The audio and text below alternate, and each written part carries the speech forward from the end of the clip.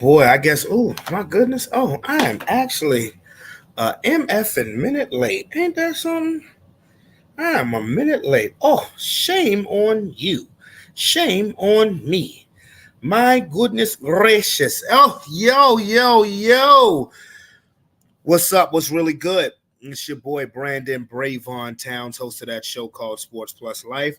That there sports podcast where we talk about all of the necessary topics in sports and all of the necessary topics in life.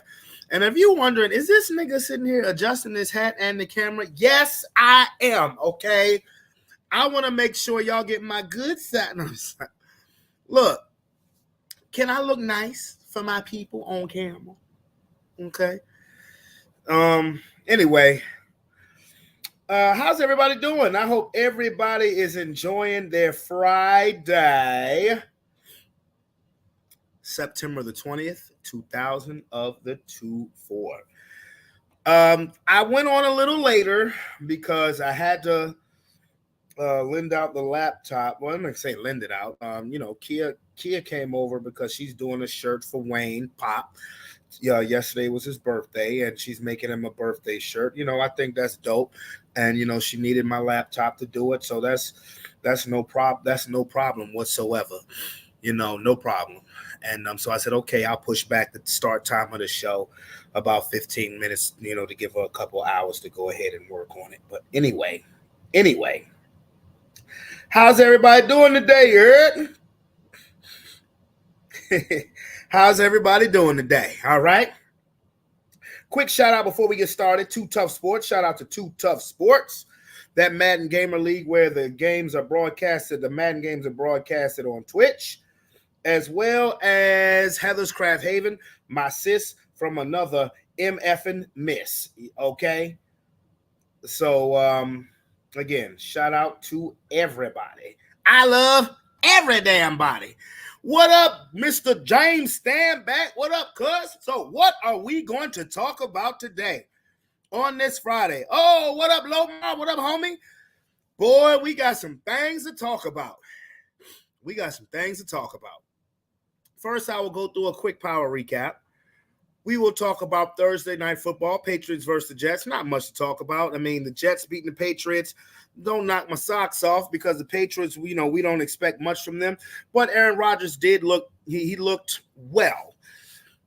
And then, of course, kind of talk about Diddy.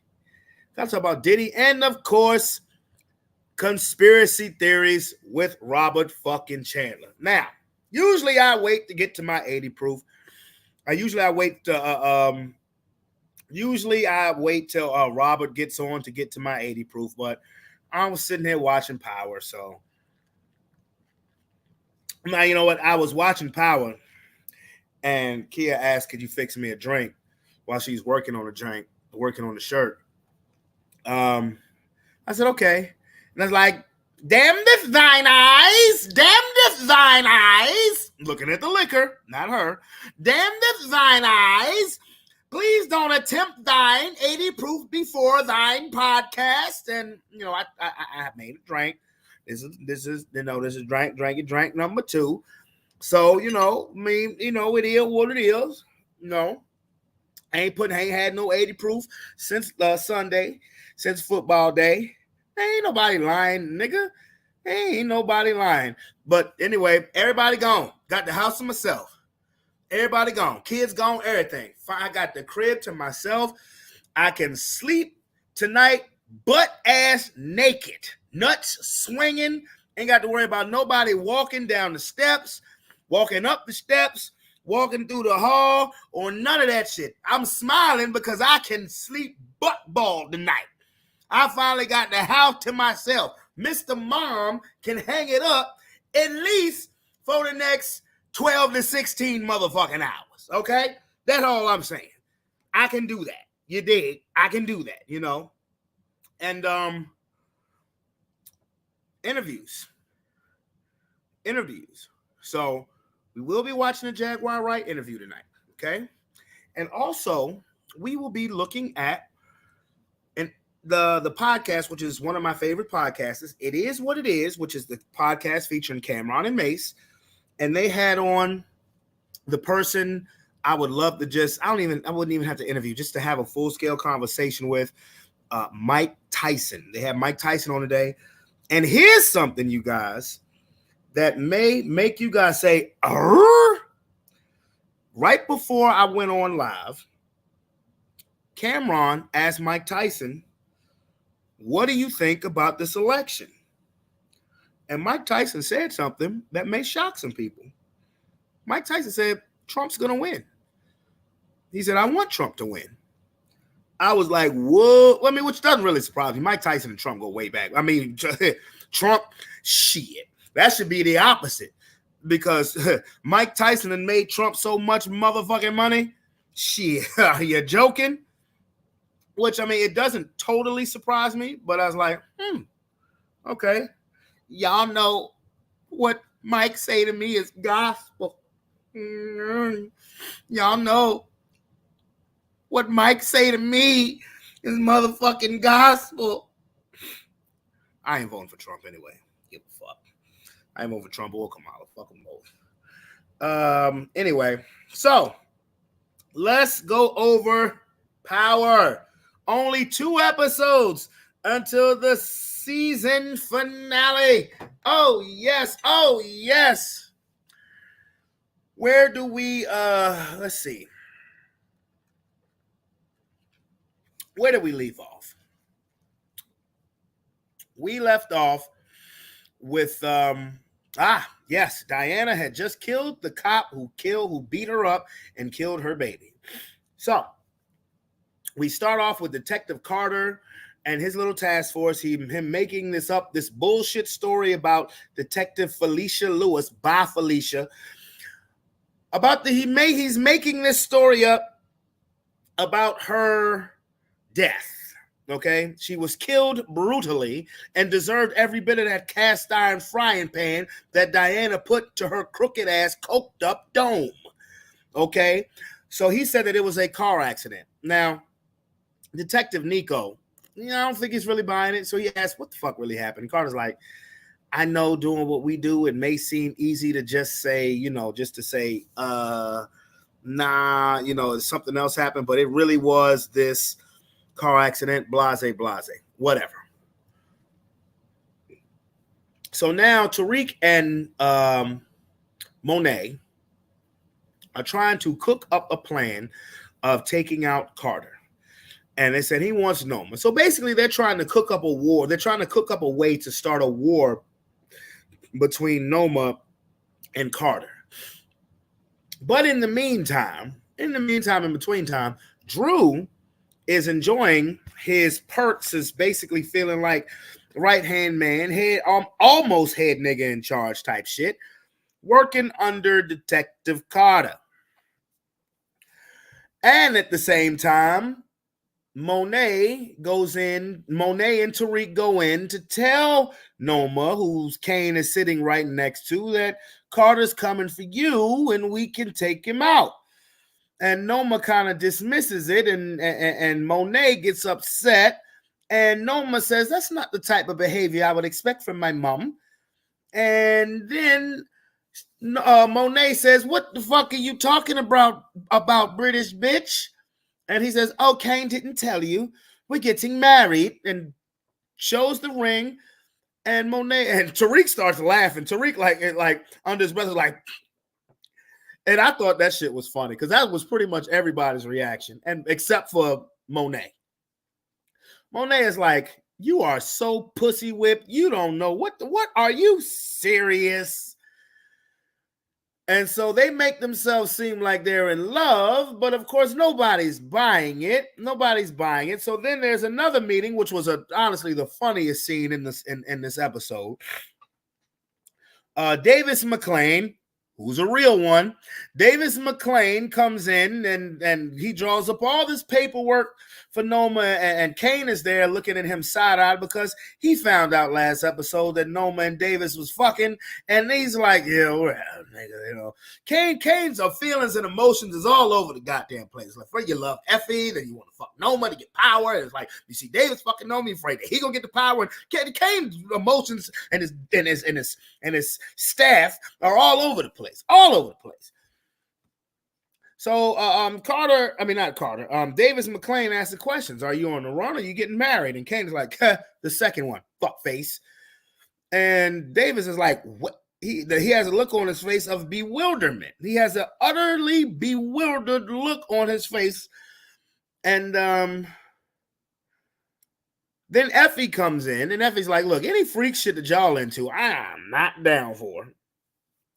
Effie is there because Noma she wants to stunt because Noma's petty. Like any jealous bitch, when you see a penis that you think is yours being gifted to somebody else, said Kane is going to marry me. Flash the ring. Ha ha ha ha ha. You know, like a fucking P. Diddy video. Or John Cena. You can't see me. That would look like on the screen. But anyway. And so Kane is like, it's just for business, you know, because Kane really fuck with Effie. Kane really fuck with Effie. You know, it is what it is. But so Noma wants Effie to design Kane a social media page because Kane doesn't have a social media. She called him a caveman. Said you want to make him look like an associate of mine, link him up with a college and maybe some lovey-dovey pics to sell the image of husband and wife. And McClain was like, Kane in college, make sure it's community college. I was like, these niggas is just taking shot after each other. Meanwhile, on the other side of the world, figuratively, that little girlfriend that Braden has, the lead singer of that group, which just kicked them out last episode, Braden tells Tariq, I'm moving out. I'm moving with her. Tariq is like, nigga, what? You don't even fucking know her. And Braden is like, you know what? I handle my business and you be all over the place. Why don't you just be happy for me? So Tariq is like, whatever. But as soon as he gets to his Boothang house, she's taking some bad drugs. She's taking some bad coke. She laying there, damn near looking like what Chris Tucker looked like in Dead Presidents. That's dated, but to niggas my age or niggas who seen that movie, to 80s babies or niggas that seen that movie, you know what I'm talking about. Not quite, because her eyes weren't blue, otherwise she'd be dead. But she was just as still. So there was still a pulse, but she had an OD. So he finds out the drugs was laced, says, Tariq, we need to go handle some shit. He looked in her phone, seen where she got it from. He's like, you know what, Tariq, we need to handle some shit. Now, let's go ahead and go back to Drew. You know, Drew is now full-blown working for Carter. Full-blown working for Carter. Monet don't like it. She's not happy with either of her sons.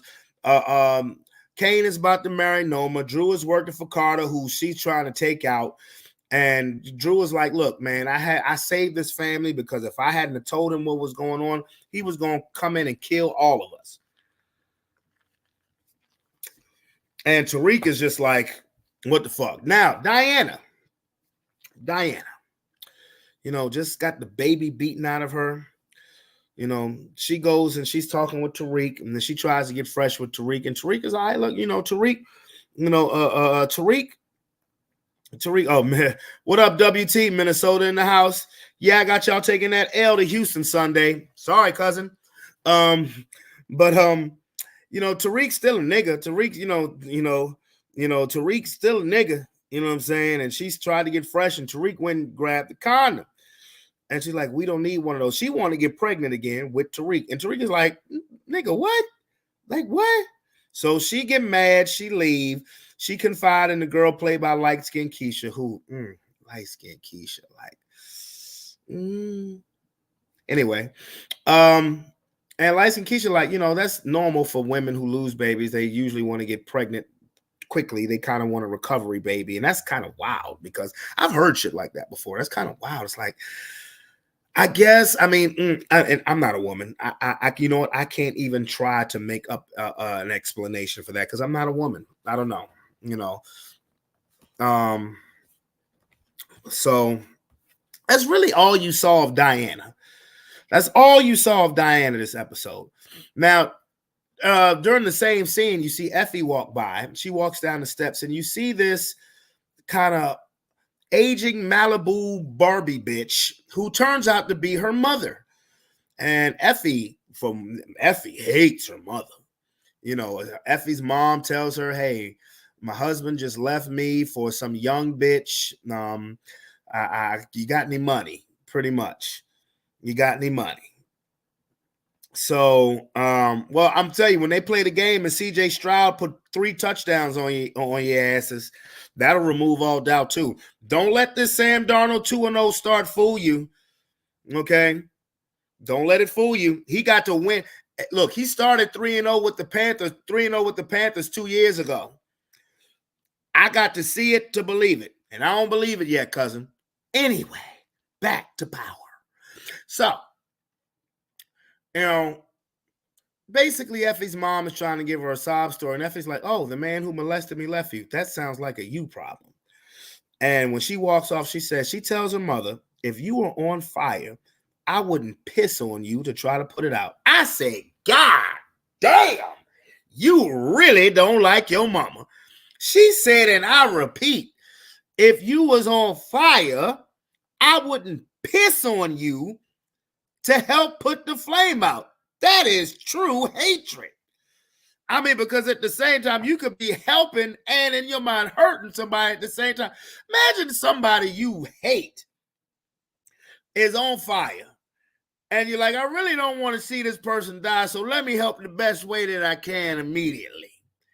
And you start pissing on the person.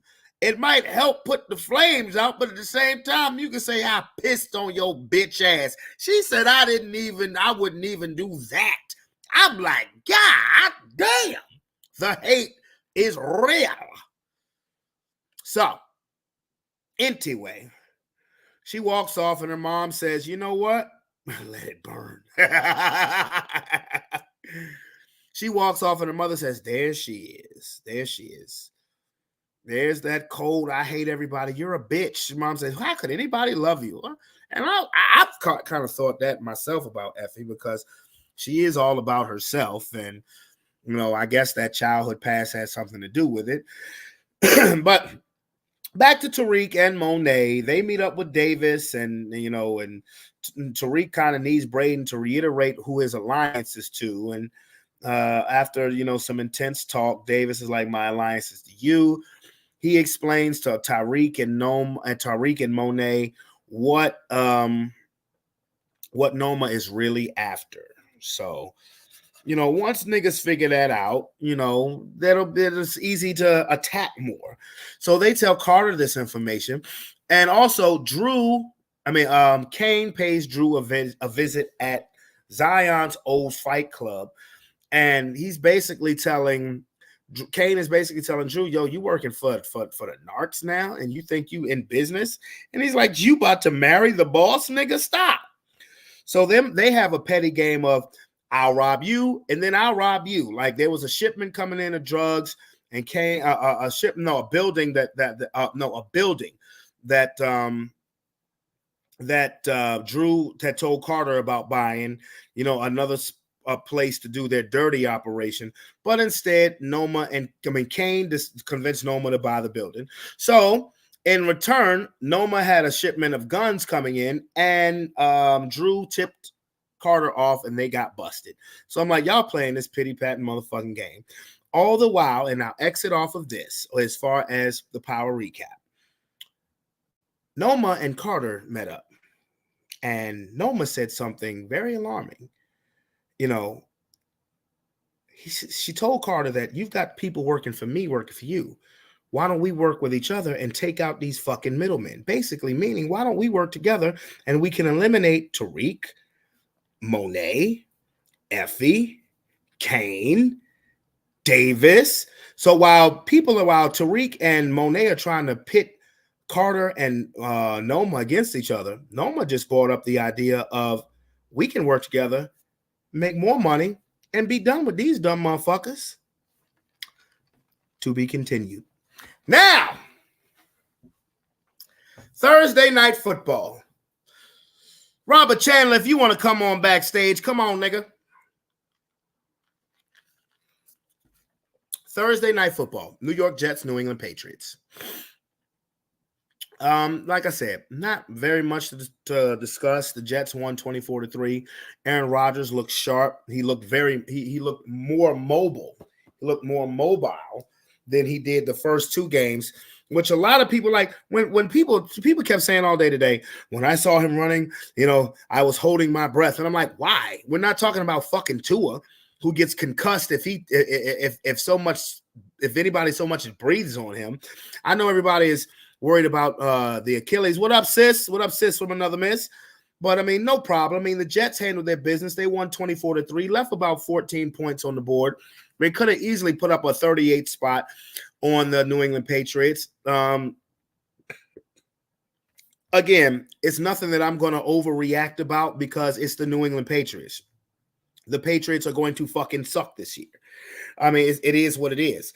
Probably by week 7, week 8, unless the Patriots have stolen another 2 games, you will probably see Drake May in his New England starting quarterback, even though I think New England is doing the right thing by starting Jacoby Brissett and letting Drake May sit and learn, because you don't want what happened to Bryce Young to happen to him. So I think it's a good move. I would personally sit Drake May the entire fucking season, barring injury. So the New York Jets are 2-1. They get a mini bye and then play the Denver Broncos, my Denver Broncos, next week. The Jets will win. But Aaron Rodgers looked great. He had over 280 throwing yards. He looked better than a lot of people would think. Pause in regards to when he was running out of the pocket, and his throws were pinpoint. But again, you beat the Patriots. The Patriots are going to be. This is the post Belichick and Brady Patriots. They're going to be cellar dwellers. Okay, so. And then the Broncos right now are cellar dwellers. I want to see the Jets when they face a motherfucking Buffalo. I want to see what they look like when they face motherfucking Buffalo Bill. You heard me? That's what I want to see. That's what it is I want to see. Okay? I want to see what the Jets look like. Who's their NFC appointment? Whoever the Ravens are playing will win. Oh, no, the Ravens play the Cowboys this week. The Cowboys ain't winning shit, but they non-stop in the run head ass. Who did the Jets play? Let's see. Who has Buffalo or my Hamha played? Let me think. Come on, brain, work with me. Think. Has Buffalo played the NFC opponent? No, they played the Dolphins. Yes, they played the NFC. Because I've seen what the Jets look like when they play the 49ers. I want to see what the Jets look like when they play motherfucking Arizona. That's what I want to see, because the Rams might not offer much resistance. They are beat the fuck up. It depends on on when they play the Rams. Look, I understand the Ravens are 2-0, but the Ravens are 0-2. The Ravens are going to kick Dallas's bitch ass.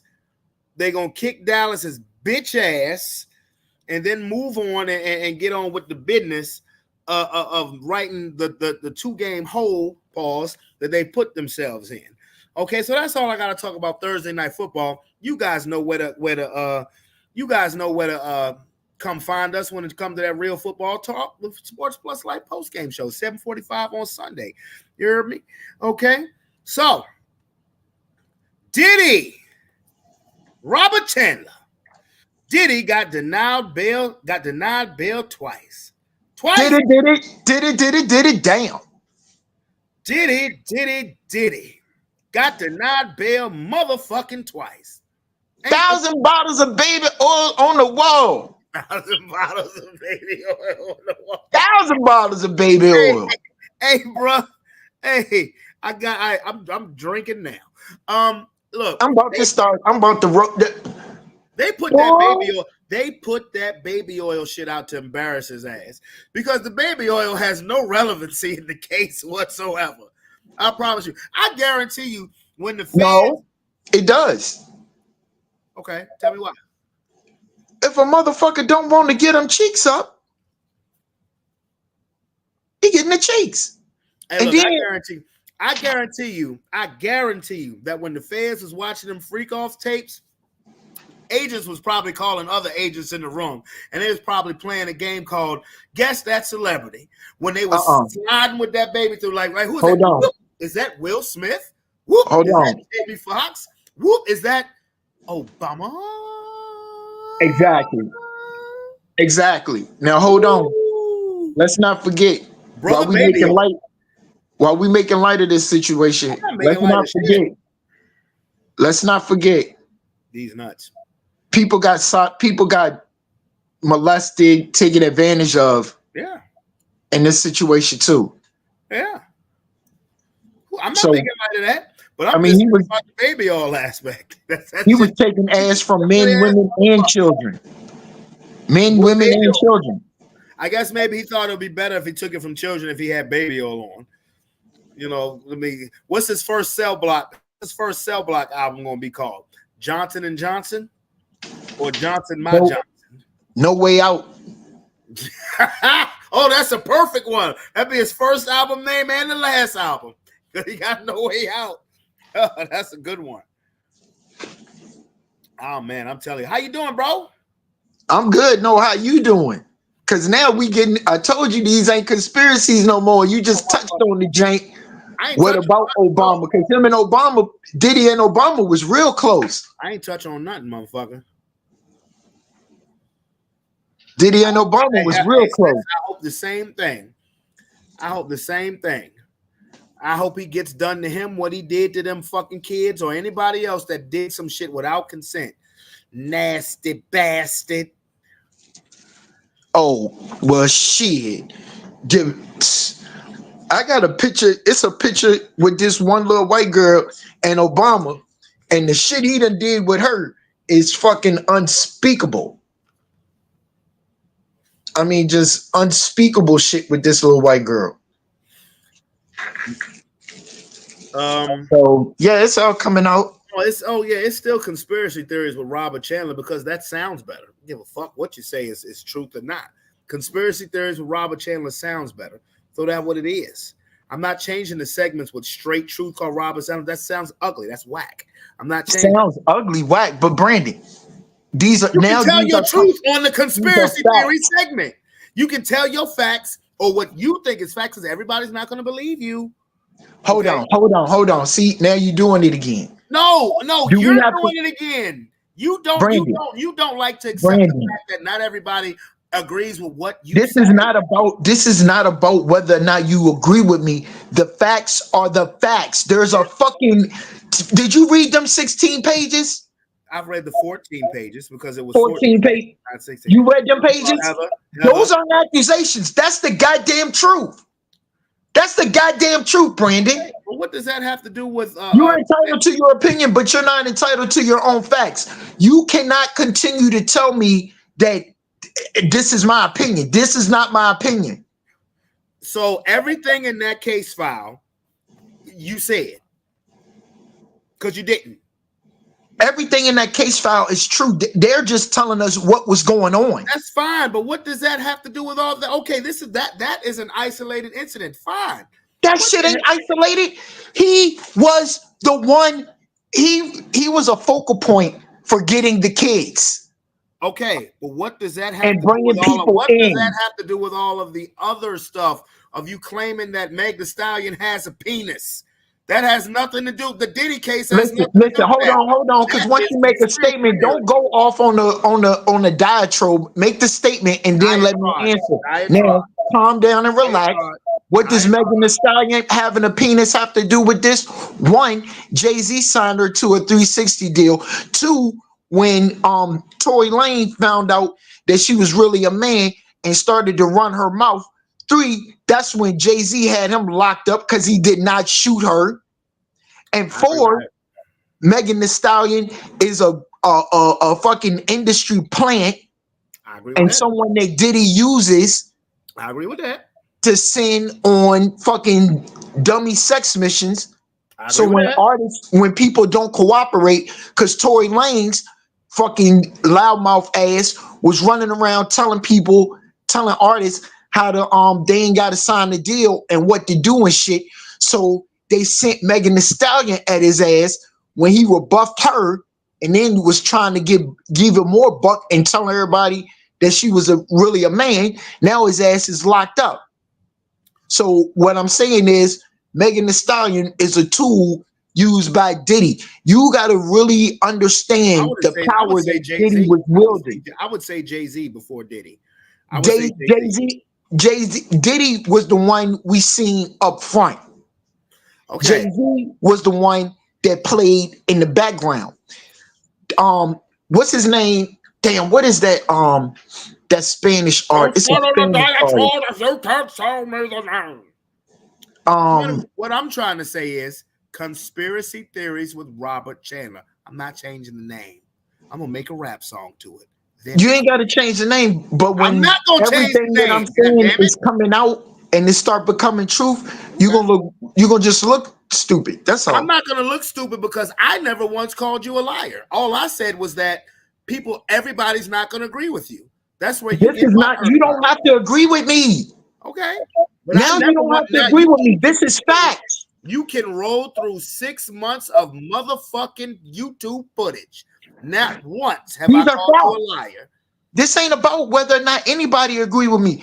Now these are facts. This is military disclosure. Mm-hmm. You can continue. Anybody else can continue to debate to try to debate with me, but it's futile. What am I debating with you about? Name me that. There is no debate. Oh, no. I asked you a direct question. What am I? What direct question? What are you talking about? Because you are sitting here trying to tell me that people won't agree with me, and I'm telling you that fuck people trying to agree with me. Whether you agree with me is non-consequential. These are facts. They're not my own facts. Really? The paper, the shit he charged with tells you about how he operated. So you saying Mariah Carey having a dick? That's facts, right? Look, I'm just the one that tell you right up front and give you the uncomfortable truth and let you and others deal with your cognitive dissonance. But since you don't, facts behind you didn't want to believe that Diddy was doing all this shit. Yes, I now did. No. See, no, that's I'm gonna stop you right there because it's not stopping me. You didn't want it. If I done already showed you one thing that's already true, how are you gonna try to come back and you want some more? I never once did I defend Diddy on any of these accusations. I told you they was gonna try to lock Trump up. They tried to lock Trump up. I told you Trump was gonna get shot. Trump got shot. Okay. I done gave you. I done showed you the facts of you saying that Mariah Carey had a penis. Tell me that. Where the facts? Did you take a picture? Do you got a dick pic? Where's the facts of Mariah Carey having a wang? That's why motherfuckers tune in on Friday. Motherfuckers tune in on Friday to see us yell at each other. That shit be funny as a bitch. But you know what, Rob? You about to have your motherfucking moment, nigga. You about to have your moment. Because what I'm about to play for y'all is this video. I'm about to play this video. This was done about 7 days ago. Miss Jaguar Wright. Oh, we can't get enough of Jag. I love her. I do. So, Rob, just listen and tell me when to pause. My nigga. Life be lifing, but other than that, you know, this is weird. Why do they do this? This is what Tasha K and her people do. Do you see that request for $1,500? Man, they just keep sending requests, hoping that I'll accidentally touch one so they can snatch the money. The life that you live, Jag. It's crazy. It comes along with the they doing the most because they mad. That's all. They mad because the truth is winning and I'm not lying. Yeah, no, straight like that. Okay, Jag, we wanted to get into the president debate. Yeah. How did Jaguar Wright feel about the presidential debate? I don't know. I really don't know. I'm trying my hardest to reconcile myself with why it's so hard for people to embrace reality. I think for the first time, I honestly believe Donald Trump. I honestly believe he's telling the truth for the first time, and nobody believes him. He's Jaguar Wright. That's what I think. I think Donald Trump is the new Jaguar Wright. Well,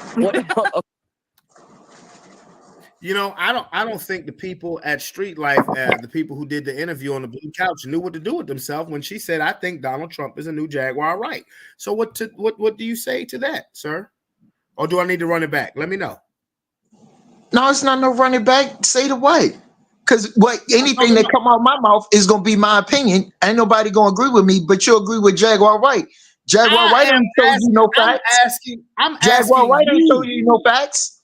No, I'm asking making you. a statement directly. Jaguar Wright ain't show you no facts. I'm asking you about your opinion on what she said. That's it. We don't need my opinion. My opinion don't count for shit. Okay. All right. Well, I still want your opinion on the video, sir. So what do you think of what she said? I don't have an opinion. You don't have an opinion. I just said I'm gonna give you your moment. Well, I'm gonna run it back. Myself with why it's so hard for people to embrace reality. I think for the first time, I honestly believe Donald Trump. I honestly believe he's telling the truth for the first time, and nobody believes him. He's Jaguar Wright. That's what I think. I think Donald Trump is the new Jaguar Wright. Well, what? Okay, hold on, Jay. You're saying a lot right here. And I have to play devil's advocate on this, right? Because you're gonna have a lot of people who vote, Democrat, and then they're gonna, what is Jaguar Wright saying right now? Like, Donald Trump, he's been accused of all these felonies. He said I've been accused of a lot of stuff too. Right. He said that they're eating people's pets, and he said a lot of crazy stuff last night. I've seen shrines in the back door of Chinese food stores in Philadelphia where they're trying to catch the animals. I've gotten chicken wing platters that did not look like they were chicken bones and could not eat them. I think that people get upset that he says what he says, just kind of like with me. I think for him, all the lies that he's told in the past has turned him into the little boy who cried politics too many times, And it's sad because I think in a lot of those instances, the reason why he was caught in lies was because he was trying to maintain his security clearance for national security. Because the truth is if he told us the truth about everything that's really going on, he would start a national panic. That's a fact. And we don't want that. So that's a fact. Do you feel anything that I'm sorry, what was that, sir? That is a fact.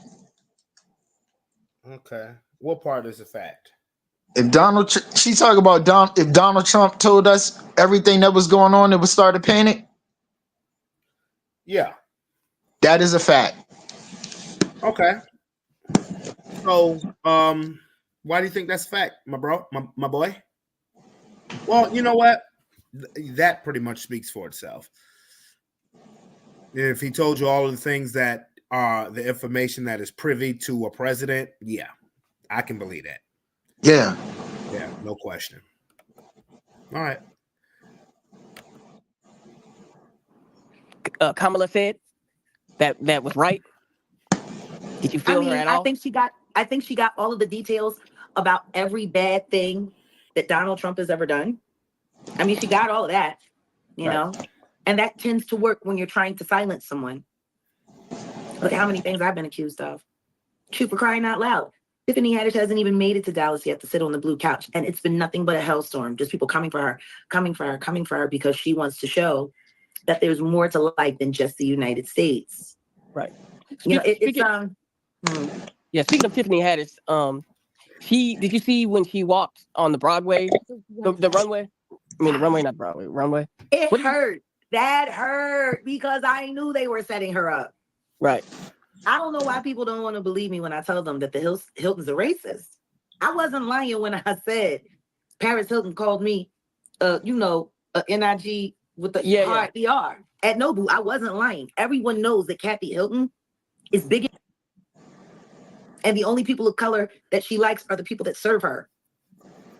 Like, everyone knows that. People saw the way she behaved on Real Housewives of Beverly Hills. People saw, who she is. So when I saw them hyping Tiffany up and then instantly start laughing the second that she got up, I'm like, wow. Right. Like, everyone that goes to Fashion Week knows it doesn't matter if you're wearing the designer. If you are not scheduled to walk, don't walk. It's like, that's so basically she pretty much saying that the Hiltons are a bunch of Karens. They're not even Karens, they're Hiltons. Damn. Saying Karen ain't a strong enough name for them. They got their own name.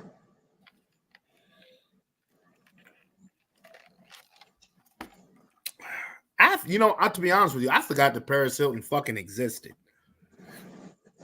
Yeah, but see, Tiffany Haddish grew up in a Jewish household. Huh? For real? Yeah. I didn't know that. So she gonna be different anyway. And they done sacrificed her. Remember when she saved her head? Saved her head? No. Enlighten. Google it. Enlighten. That's what enlighten. See, you keep saying enlighten, then you keep talking. Why am I gonna go and tell you some shit out my mouth when you just told me that everybody not gonna agree with me? But I'm not. You're not talking to So everybody else. You're talking to me. I'm asking you a question. And now I'm telling you, Google it. Go look at it. Tiffany Haddish. I mean, I'm trying to do a podcast and run a video. She cut her hair. Saved her head. Shaved her head. Okay. I thought you said saved her head. Shaved. Shaved. Okay. She shaved her head. Wow. That was some. Nobody really knows. There was some kind. Go Google the pictures where she shaved her head. Yeah, I've seen those kind pictures. Of punishment. Yeah, I've seen those pictures. I didn't know because honestly, I thought you said saved her head. I've seen the pictures of her Google. I've seen the pictures of her Google shaved head. Yeah, punishment, man. Please, man, bitch. That's your punishment. Listen, punish these nuts. You can't bring me on the show and I done the research, and then when I tell you, you telling me you're not going to agree with me, and I'm telling you, in order to get into Hollywood, in order to get into Hollywood, you and Sean was about to be initiated. Y'all didn't want it bad enough. Else the same shit would have been happening to y'all. No, that's not totally the truth. That's not the total true story, but okay. I mean, I could tell you the full total true story if you want to know. You can tell me the whole total true story, but either way, y'all weren't ready to do whatever it. Y'all weren't ready to suck dick and get fucked in the ass. Well, no, we were not ready for that. We were not ready for that. But one of the things that was the holdback was the fact that we had a member of the group who was sometimes in, sometimes out. And when it came time to put pen to paper, he was usually out. And from there, I mean, it was, we didn't realize the shady dealings that were already going on our behalf that we didn't even know was on our behalf. We went to the studio, me and Sean, because the people who got out of our group, Too Unique, the people who got the deal done, for the Warner Brothers deal was me and Sean. They didn't meet up with me, Sean, Roderick, and Sterling. No, they met up with me and Sean. And it was the studio we went to was the studio where they shot the music video, One Sweet Day. Remember that song? Mariah Carey and Boyz II Men? Yeah, that's the studio that we were at, and me and Sean are the only ones who sung, and the guy who ran the studio, Doc Holliday. I don't know if that name rings a bell to you or not, but Doc Holliday was when the guys who introduced us was like, well, don't you want to hear the other two sing with him? And he was just like, no. They'll make it. They're good. They're worth $1 million.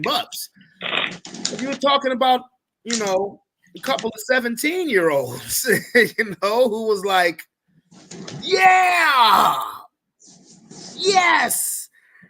And when we left the studio that night, all the phone calls began, and it was a total circus.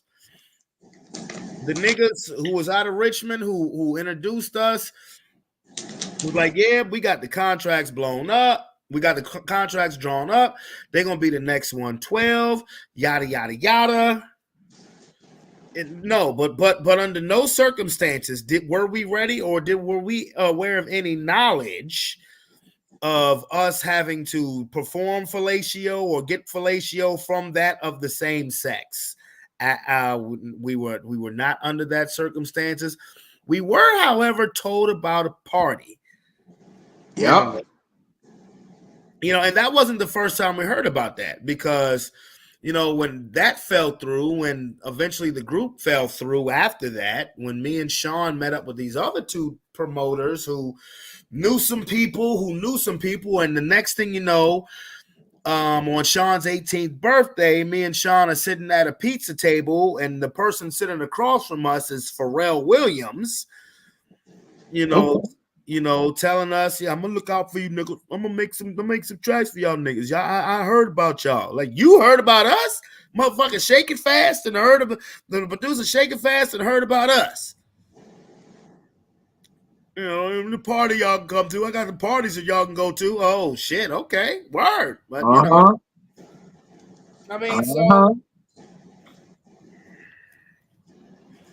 yeah, he was trying to rope y'all ass in. That was the party. Because it was crazy. Because I'll never forget, we went to remember the song Happily Ever After, the love song with Case in it? Yeah. We went to his house, the dude who wrote that song. He lived in Norfolk. We went to his house. And it wasn't a big extravagant house. It was a crib. It was a nice crib. It was a bunch of niggas in there. Basically what you would expect to see on any fucking reality show. Yep. There was a bunch of niggas in there. We went in his studio. It was just me and Sean. We went in his studio. Me and Sean sung, and this, like I said, this was Sean's 18th motherfucking birthday. And we sing, niggas is like, oh shit, yeah. Because the group had broken up. The whole Warner Brothers shit ended up breaking the group up. So now it's just me and Sean, and we on some KC and JoJo type shit. Right. And they like, oh shit. Oh, matter of fact, that's what niggas was calling us. We got a young KC and JoJo and blah, blah, blah. So the dude who wrote and produced that song, he's like, yo, I gotta go meet up with P. And we like, okay. Like, so I'm talking about from his crib, he jumps in the Expedition. I'm telling you, about 6-7 cars motherfucking deep. We riding in a Mercedes right behind his car, which is a Benz. We drive to Virginia Beach. We pull up on the strip. We pull up on the motherfucking strip. We get out the car, and it's a bunch of people lined up at this pizza spot looking in the window. And to be honest with you, because I wasn't a music video nigga back then. You know what I'm saying? Right. Like, I never was a nigga who watched music videos religiously. So I couldn't tell you who these niggas were. And I was like, okay. And I'm just more or less like, damn, I'm of the 18-year-old mindset. It's early September. The beach is lit. It's a bunch of bad bitches out on the beach. You know what I'm saying? That's what I'm looking at. Like, damn, it's some bad bitches out on the beach. And we come to, we get to this pizza spot. It's a big ass bodyguard. And the dude who wrote Happily Ever After, he's like, yo, I need to talk to him. And, turns out the person sitting at that table was Pharrell. And he goes like this. He goes. So they let us in. Like, to be honest with you, you know how big time me and Sean felt at that moment? Like, it's a bunch of people out there looking at this dude, and we get let in. The restaurant is empty. We get let in this spot. We sit at the table. I'm going to be honest with you. Like I said, I wasn't a music video ass nigga. I could identify songs. I could identify artists by songs. And I'm like, all right, we at the table with this dude. Who is this? Like, I'm going to be honest with you. And Sean kind of elbows me on the side. He's like, shake it fast, nigga. Shake it fast. He's like, the song, Attention on Your Place, Pimp. I was like, oh, you okay? I'm like, okay. I'm like, oh, you that nigga. Mystical. No, it wasn't Mystical. It was Pharrell, because Pharrell, who's the one, the Pharrell is the one who did the core. Nigga, I would have been able to look, as big a No Limit fan as I was when I was 18 motherfucking years old, I'd have been able to identify Mystical. I'd have known if it was Mystical. It was the nigga who sung the hook. The person who sung the hook on that song was Pharrell. Okay.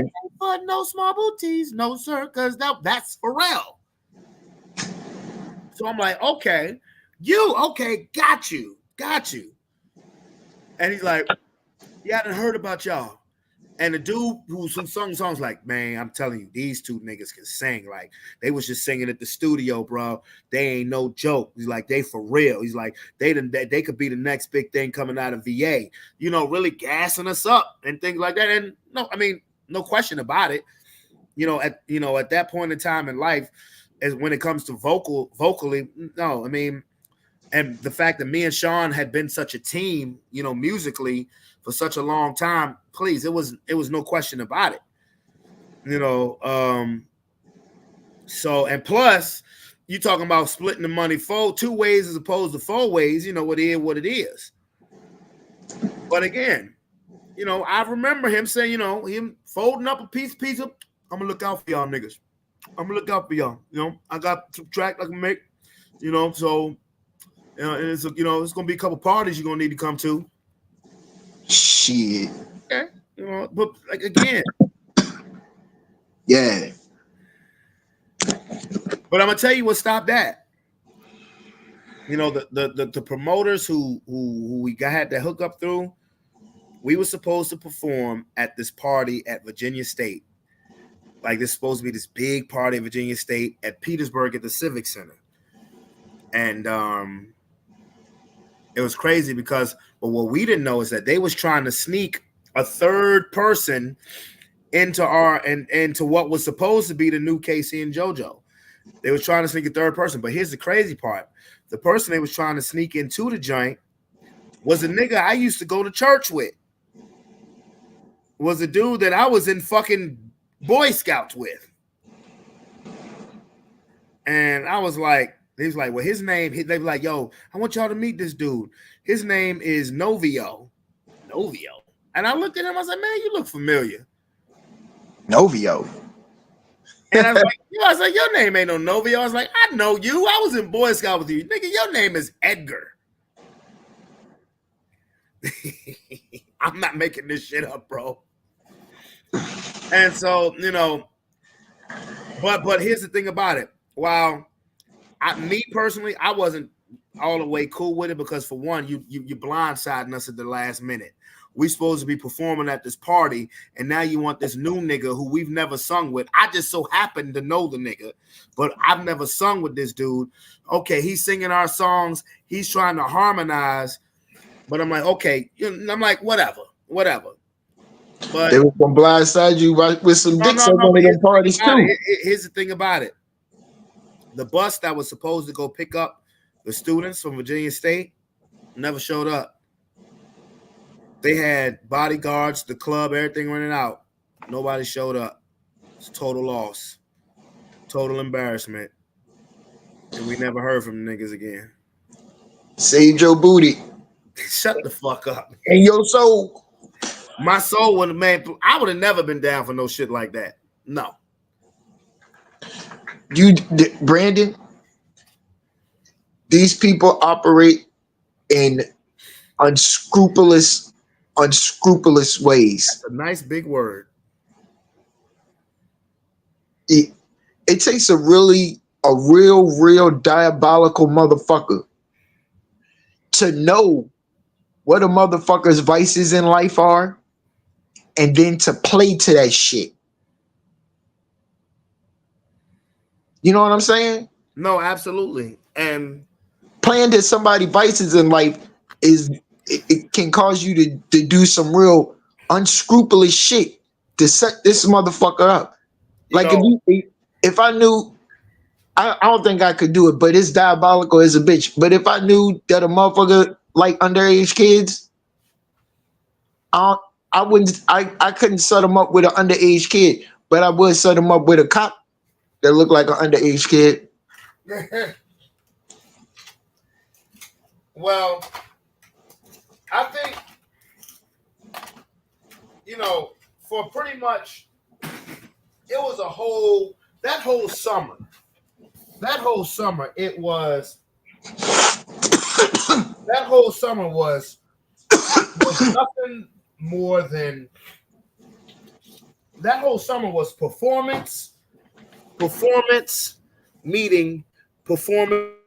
Tell you, you could make a fucking documentary out of that summer that we had that led us to, just in a span of 30 days, maybe I would say about 45. No, I said 30 days. Yeah, I would say about 45 days. But see, us having a deal from Warner Brothers to having a more independent deal, which is the one that I ended up taking as a solo artist a couple of years later, to sitting across a table from Pharrell Williams and the guy who wrote what was at that time a hit song. You know, to us as teenagers and to the fan base that we had built throughout Richmond, it was putting Holland Springs and Richmond on our fucking back. On the map. It's on our back. Not just on the map, but on our back. On your back and on the map. Because we were performing, bro, everywhere. When I tell you we were performing everywhere, in the 804, in the 757, we was everywhere. And you know the funny part about it is, this is how ignorant we were, bro. We was performing all of these places. Never made a motherfucking dime. Never made a dime. Not one dime. Never made a dime. Not a penny. We was performing. Remember the Arena Football League team, the Richmond Speed? Yeah. We was performing an anthem. We was doing halftime shows for them. Never made a dime. We was performing, opening restaurants. A lot of times that's how people get over. Never made a dime. We was performing halftime shows at basketball games that had Johnny Newman and Ben Wallace. Never made a dime. This old financial model that we have, they do that. They want you to, it's going, no matter what you do, it's going to always, their model always requires that you work for free at some point in time to prove yourself. Yeah. That's whether it's truck driving, you're gonna take a low wage. In the military, you're gonna start off as a low wage. You go to college, they're gonna want you to do some kind of internship for low wage or no money. Like that whole way of thinking and making people accept it as a way of thinking. Damn it, if I just did 2 to 4 years of college, bitch, I just showed you that I can show up to class on time for 2 to 4 years straight. I did all of this shit, bro. My grade point average says that I know the material. If you got a 3.8 and up, if you're getting a 3.8, that's A's and B's. You ain't a 4.0, but it's a 3.8. You getting A's and B's. What else do I need? You don't need to see shit else. I'm gonna start you off with you gonna start off with a low wage, but I'm definitely gonna keep you around. You got a degree. And so no, go ahead. I'm sorry. So now anything else I want to show you, you should grasp the concept. And the crazy shit about it is that, you know, of course, all of the things that I'm saying now, we were not thinking about as teenagers, as fresh out of high school teenagers. You know, as a group, as a quartet, we have an offer from Warner Brothers what was it, 40,000 or 60,000? One of them two. I think $60,000 signing bonus for each of us. You know, which in the grand scheme of things is nothing, because even if you do 6 times 4, you're getting 24. You're getting 240,000 as far as signing bonus. That's nothing. But you're telling that to a bunch of 17-year-olds, you know, $60,000. That's more money that we ever even thought about seeing at that point in time. And I'm not saying it's like we were from the ghetto. We weren't. I wasn't from the hood. Sean, Rod, and Sterling, none of us was raised in the ghetto and the slums and nothing like that. We weren't in rich neighborhoods, but you know, we weren't from the slums or nothing like that. You know, we weren't. You know, it wasn't like that. But I mean, but still, $60,000 to a 17-year-olds who were living normal, regular lives. I'm not talking about in, you know, again, like we weren't living rich kid lives. We were just ordinary dudes. We had high school jobs. We worked at motherfucking Popeyes after school. You know, $60,000. Of course, you know, we stunting. We were thinking we was gonna be the shit. We went from that to the group breaking up to, you know, just being me and Sean as a duo, and then, you know, and then we come up on something that's bigger. We actually have a sit down meeting with a nigga who at the time was on BT, MTV, VH1 every day. And at the end of all of that shit, like none of that shit falls through. I mean, everything happened for a purpose. But you couldn't say, but I'm gonna tell you, you couldn't tell that to 18-year-old me. 18-year-old me was mad as a motherfucker. I ain't gonna lie. 18-year-old me was hot. Was fish grease hot, my nigga. 18-year-old me, it was fish grease hot, bro. But again, we never made it to the party. Well, things would have been a lot different, because I mean, look, that's how the people operate. They get you in compromising situations, even if they do it to nice people. Remember the singer Maya? Of course, I remember Maya. Maya, they drugged Maya.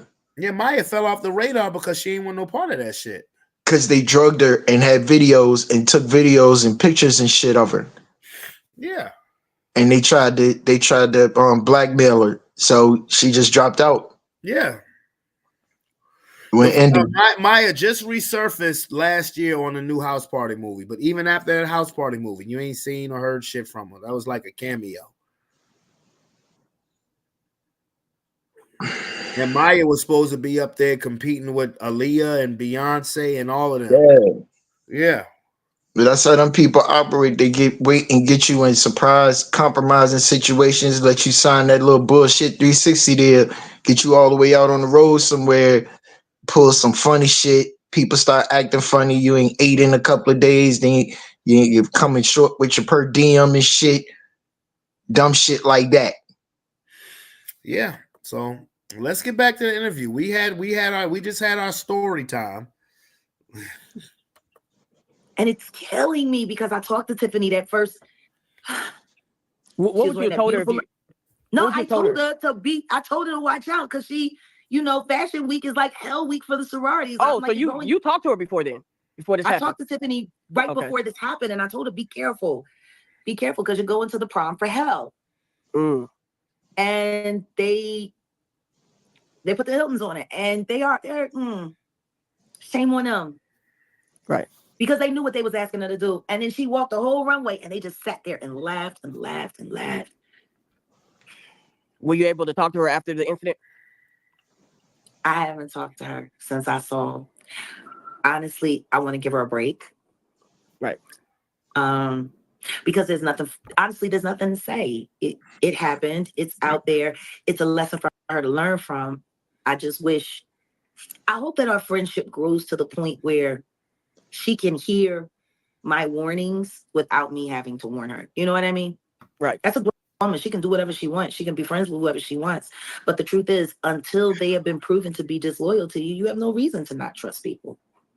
I mean, now she knows. I think it was a very valuable lesson for her. Don't trust the Hiltons. You know? I just wish that it wasn't the black blogs that jumped all over it. Right. Because the white blogs don't give. The white blogs aren't talking about Tiffany Haddish making a run. It's only the black blogs. Why do we love it so much?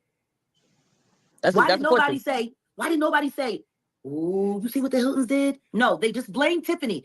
They didn't talk about the racist white women who set her up to make her look that way. She probably trusted them because she thought they're not going to tell her to do something wrong because she don't realize how petty and up they are. They've been that way. Anyway, there's a learning lesson. Don't trust the Hiltons. Not even in the Hamptons. I can't wait till she comes down and sits down on the couch with us. It's gonna be. I can't wait either. I'm really looking forward to people getting to know the real her and getting to know the real story behind what happened with that Funny or Die video with Aries Spears and David Spates, who we now know as the man who filmed and edited it and made sure it looked the way it looked. And he's gone without being publicly admonished or addressed in any way, even though he has been convicted in court of grooming with and for Aries Spears. Yeah, we gotta get to the bottom of that. Right. Now that was something that was David Spade? David Spade. Pedo, groomer. They're all involved. These are not facts. It's not my opinion. Okay. Doesn't surprise me. I mean, like, again, when I tell you that none of this shit surprises me, it doesn't. It doesn't. It's funny because when I pick London up from the babysitter, like her babysitter's in her 80s, right? And I guess they did an early voting ballot, right? And so she voted today, whatever. I'm gonna leave that business out, but because that's not my place, especially to an elder. But she said, she's at Brandon, and I love this is family. This is family. She said, Brandon, they trying to put Obama with this P. Diddy allegations. And I said, well, it's true. I said, it wasn't just rappers and actors. And I thought she was about to get raw with me for a second, because I'm talking about this is a woman in her 80s. She believed what she gonna believe, and I respect that. Just like I was worried when I talked to my grandmother about my grandmother in her 90s. I thought she was gonna get raw with me.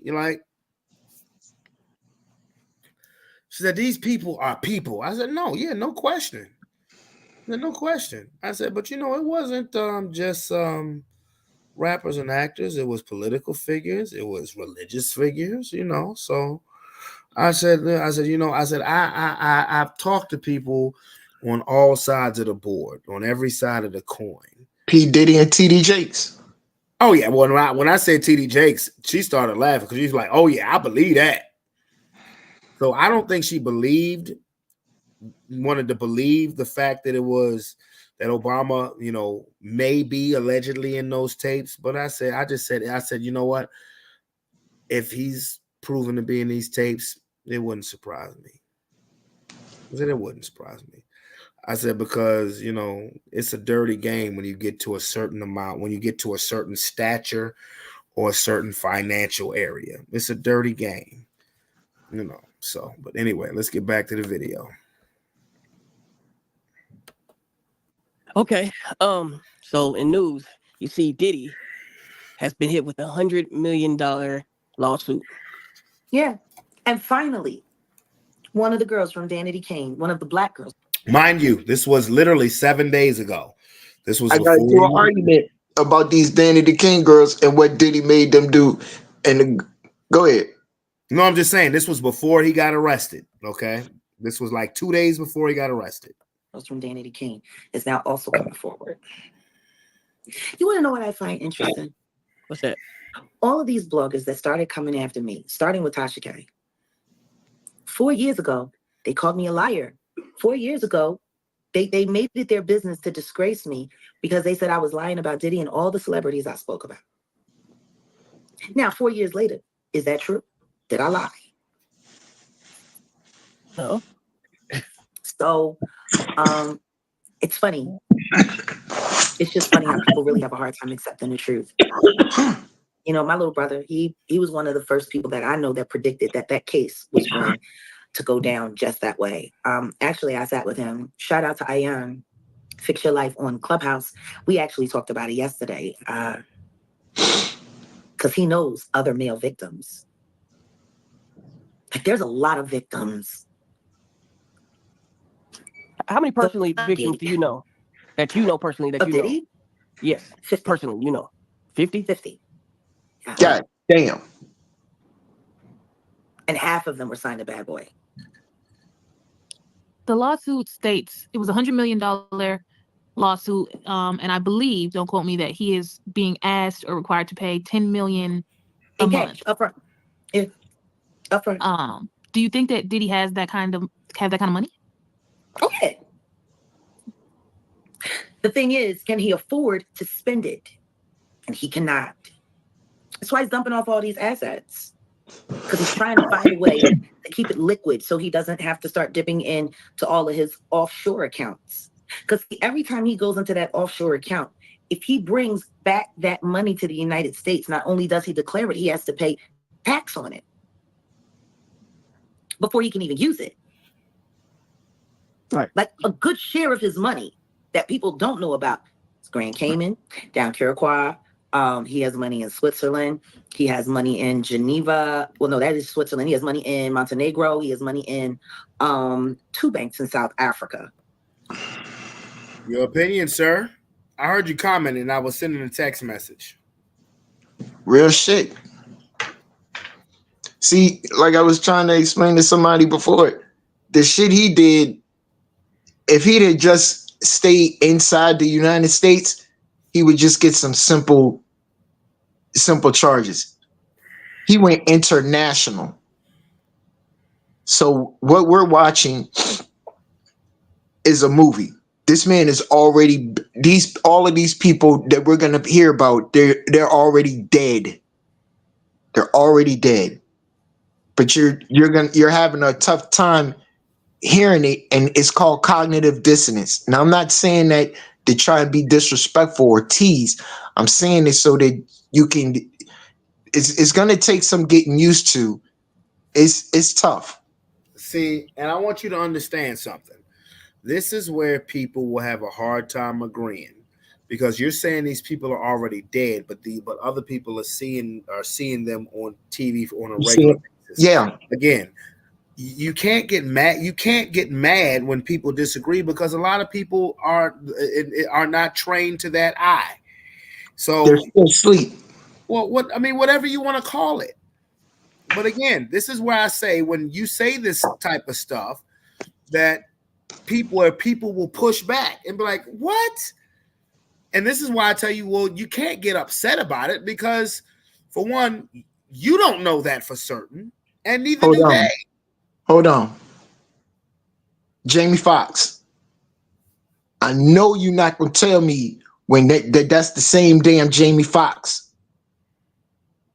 They've been replacing people. What the hell did you just send? I didn't send nothing. What are you talking about? Oh, that's not the same Jamie Foxx. That football boy. That fell out. And they brought. We looking at the same thing, right? That was sent on the group chat. Yeah, that fucking picture is funny as a bitch. That football boy that fell out, and they tried to cover it up and brought him back. He ain't the same. His tattoos ain't the same. Are you talking about DeMar Hamlin? Yeah, thank you. The one that okay, all right. Well, no, I know I can't tell you that, because I can't, but I can't tell you it is neither, because I'm not paying attention to it that deep. Who else switched out? I'm watching football. Okay, so when you ask me that stuff, no, I can't tell you that. But let's get back to the video.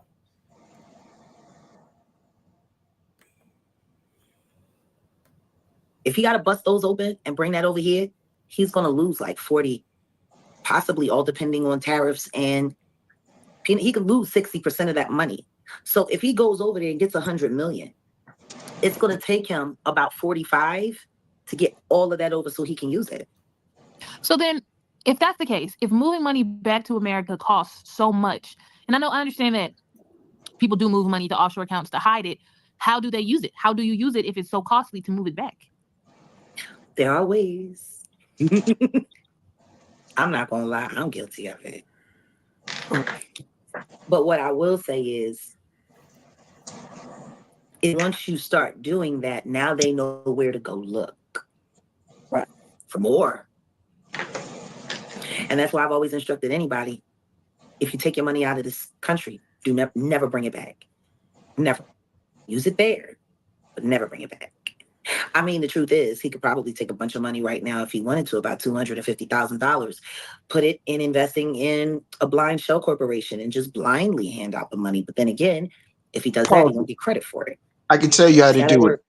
Like Okay, yes. Tell us the criminal way of doing this.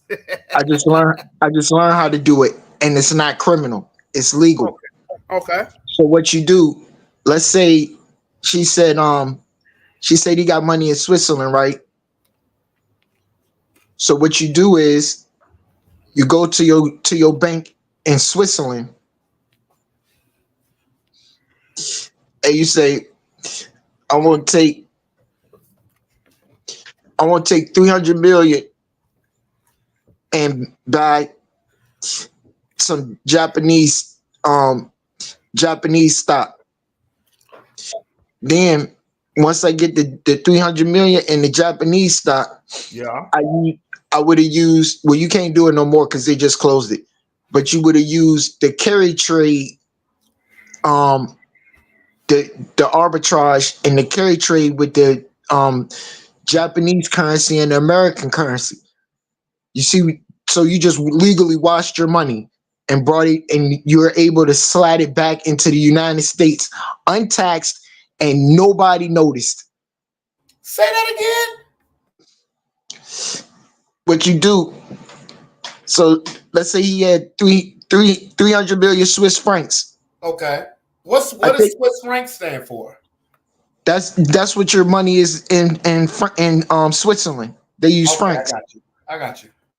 So you take your 300 million Swiss francs and you tell the bank that you want to do some loans in the Japanese yen.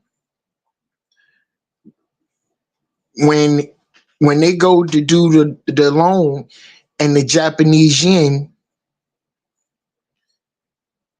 you can take the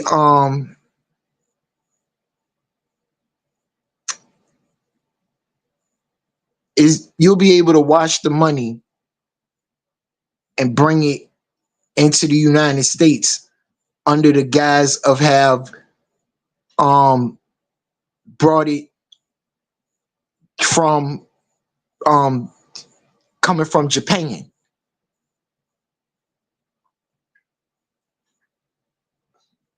Because a lot of Japanese people are using it when, like, they live in Japan, they from Japan.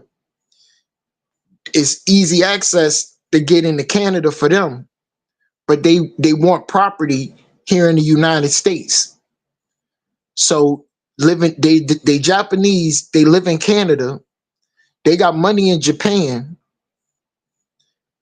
They use that carry trade technique and buy property over here in the United States, even though they from Japan and living in Canada. So they are able to manipulate not only our currency supply, but they're able to buy land and hide it and hide what they're doing. Interesting. Very interesting. All right. Okay. Well, educational lesson of the day from Robert fucking Chandler. There you go. There's a lot that comes along with being a criminal. You gotta think about a lot more stuff than normal people do. I mean, crying out loud. I was so friend. He became your friend too, right? He sat down and broke it down to us how easy it is to move money around, how easy it is to keep. Right. A lot of games. Yeah, it's a lot of games. It's crazy. I'm just glad that I got to get a piece of it before he was gone. I've been wanting to talk to him for so long. Yeah. So, Jack, you talk about our fans don't even know what's going on with Angelo right now. The truth is, Angelo's been sick for quite some time. He put his life on the line. He's gonna stand by me, let everybody know what it was. I guess for him, he just wanted to stand up for his friend one more time. And I appreciate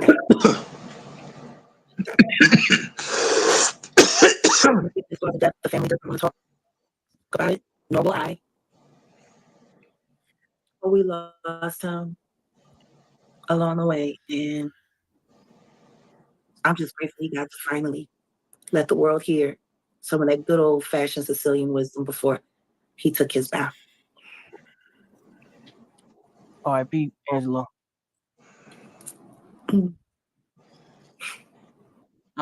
Jack, I know one thing, he would have voted for Trump. Oh. Angelo loves a good criminal.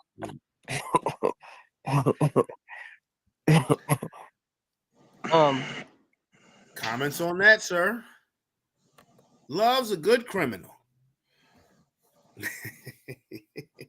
She said it, not me, bro.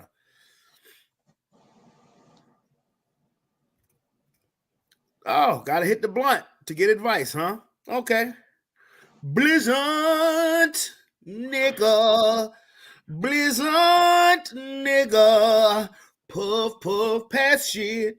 Hurry up, that's Doge, bitch. Used to smoking that regular shit, so hurry up and pass it. Puff, puff, pass shit. Hurry up, that's Doge, bitch. I'm sorry, love's a good criminal. We had nothing to say there. Ooh, Jag, you left Robert Chandler stupefied.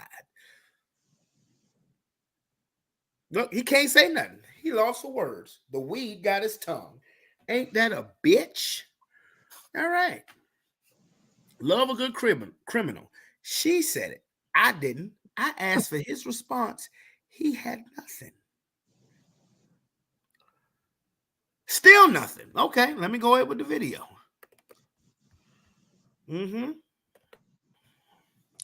Jay-Z has been put under fire for this whole Super Bowl thing. Have you been paying attention to that? I did a live about it this morning. What did you talk about in your live, Jay? Tell us. Well, I made it very clear that I think Onika needs to stop getting involved in grown folks' business and worry about what school is going to admit her child. Because the last one she tried to admit her child to, they turned her down because of Mr. Petty. I think you need to focus on your family issues, sweetheart. You're nobody's hero in hip hop. As for Fabulous's statement, I mean, he's a diddy do Bob. Ooh, I'm sure he's not going to say anything to run afoul of his maker's best friend. I mean, y'all remember it was Fabulous. It was sitting there on Drink Champs that Diddy was running down about why he would party with him. Yeah, I miss that. Yeah. I also find it interesting that nobody is bothering to look at the level of outrage that's coming from Louisiana and refusing to see that there's something more there. Right. Beyonce got snubbed, they want to say. But did Louisiana get snubbed? Or did they just get robbed? Because they talking like they got robbed. Matter of fact, they're talking like Sean Carter probably made them some promises that they're now finding out he had no intention of keeping. That's what it sounds like to me. For a baby to get on Twitter to all three of y'all, put some respect on it on Gladys. Like, he talking like that. Over a business deal that didn't fall in the state's favor. I don't see that. I think there were promises made. I think Sean Carter made a lot of promises to a lot of people. And when it got hot, he did what he always does. Starts little fires everywhere, creates mass chaos, and then walks away laughing all the way to the bank, knowing that nobody's going to come back and realize he's the one that started all those little fires. I told y'all months ago He's lining Diddy up because he's trying to take the reins as the number one in the game. How is he going to do that if the white man loses confidence in him? Because he's not worried about impressing hip hop. He's not worried about the culture. He made that very clear last year when he didn't participate in the 50th anniversary of anything for anyone. He don't care about hip hop, but he does care about his reputation, and he does care about being that sugar baby for all of those rich white boys that put him in the position that they put him in. He is a gatekeeper. No. He's Samuel L. Jackson from Django. Oh. Let something happen to Lucian Grange. Rob, I didn't know that you had what the fuck? Okay. Don't know where that came from. These nuts. Rob, I did not know. Yeah, I did not know that you were off of the screen. How much did you miss? Not much. It don't matter. I already know the story. No, because I want your opinion on that. Give me a second. Let something happen to Warren Buffett. Sugar his confidence in him. Because he's not worried about him. There's everywhere, creates mass chaos, and then walks away laughing all the way to the bank, knowing that nobody's going to come back and realize he's the one that started all those little fires.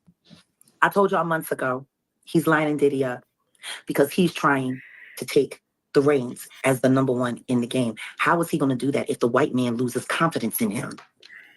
Because he's not worried about impressing hip hop. He's not worried about the culture. He made that very clear last year when he didn't participate in the 50th anniversary of anything for anyone. He don't care about hip hop, but he does care about his reputation, and he does care about being that sugar baby for all of those rich white boys that put him in the position that they put him in. He is a gatekeeper, but no. He's Samuel L. Jackson from Django.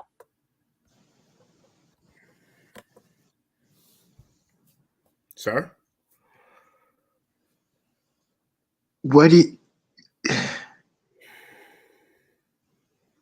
You can't pick and choose when you want my opinion and validate it. No, I'm asking your opinion. That's all. Stop making this difficult. What do you think about what she said? That's it. I'm waiting to see more evidence for myself. Okay. I know you're a big Jay-Z fan. This probably hurts your soul. This probably hurts your soul. It did. I never was a huge Jay-Z fan. So nothing that she says about him surprises me. And matter of fact, it wouldn't surprise me if he's next. Does it hurt me to see that these famous black people who I grew up with as a kid and as a teenager, listening to their music, being influenced by them, being influenced and believing that they had a positive influence on the culture? Yeah, that fucks with me a little bit. But being a grown man and understanding the reality of shit. Would it fuck with me if Jay-Z was right next to Diddy in the next couple of years? No. Because to be honest with you, I fuck with Diddy's music more than I fuck with Jay-Z's music. Is that totally true? Yeah, that's true. Yeah, absolutely. When I had to think about it, yeah, I fuck with. I'm not trying to be funny. I fuck with. Now, I'm not saying that I fuck with artists on Bad Boy more than I fuck with artists on Rockefeller. I'm talking about when it comes to a Diddy album and a Jay-Z album, I fuck with Diddy albums more.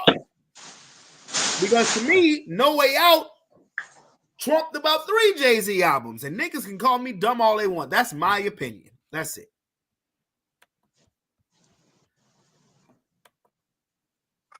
Now, hold on. Now, is Diddy a better lyricist than Jay-Z? Hell no.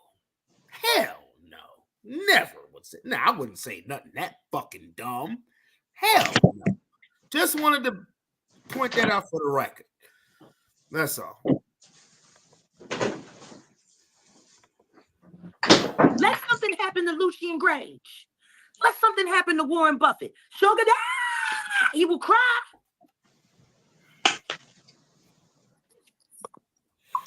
He don't care about the culture. But it was a smart play. Give it to Kendrick. because Kendrick is right now got the hottest record right now, the biggest breakthrough in the culture in damn near a decade. It makes sense to get it. Kendrick. Absolutely. I think you think not at this time. Right. Not at this time. Not if hypothetically or allegedly he had Louisiana that he was going to do. Right. And then when he realized he was being named in that Diddy grand jury, the culture, so he don't have to talk about why he still won't publicly step away from the Dibla. Like, how does it not work to make a statement about the Super Bowl? Make a statement about the free ball tapes or the red. Pause. The white man say all day. That man actually said, you remember that from what love got to do with it? Yep. And I heard the record that Tina did for Phil Spector, the white man. Yep. The white man ain't gonna be my I had to do something. So let's get a new framework. That's some real shit, though. But hip hop needed you to show up. Wait a minute, hold on. Let's go and get it. Because it's hold on. Now We gotta I recap. want to use like Okay. Because I heard white man is sucking dick. Hold on. All right, let me run it back. I didn't hear sucking dick. Maybe that's the weed talking for you. No. I think we'll wait for time. Right. Not at this time. Not if hypothetically or allegedly he had already promised Louisiana that he was going to do. Right. And then when he realized he was being named in that Diddy jury, dividing the culture and getting fighting so he don't have to talk about why he still won't publicly. Like, how does it not work to make a statement about the Super Bowl, but not to make a statement about the free ball tapes or the red? The white man say, "Oh, be mad." Yeah, she said, "You remember that from what love got to do with it?" Yep. And I kind of heard the record. The thing that did for Phil Spector, the white man. Yep. The white man ain't gonna be mad. I had to do something. So let's take that and put that in a new frame of reference. So where did you hear white man and sucking dick at? Never mind. I was going to say, I'm just curious. Because the chat probably listened to that better too. That's good. Okay, but all right, let's get back to it. But what she's saying is some real shit, though.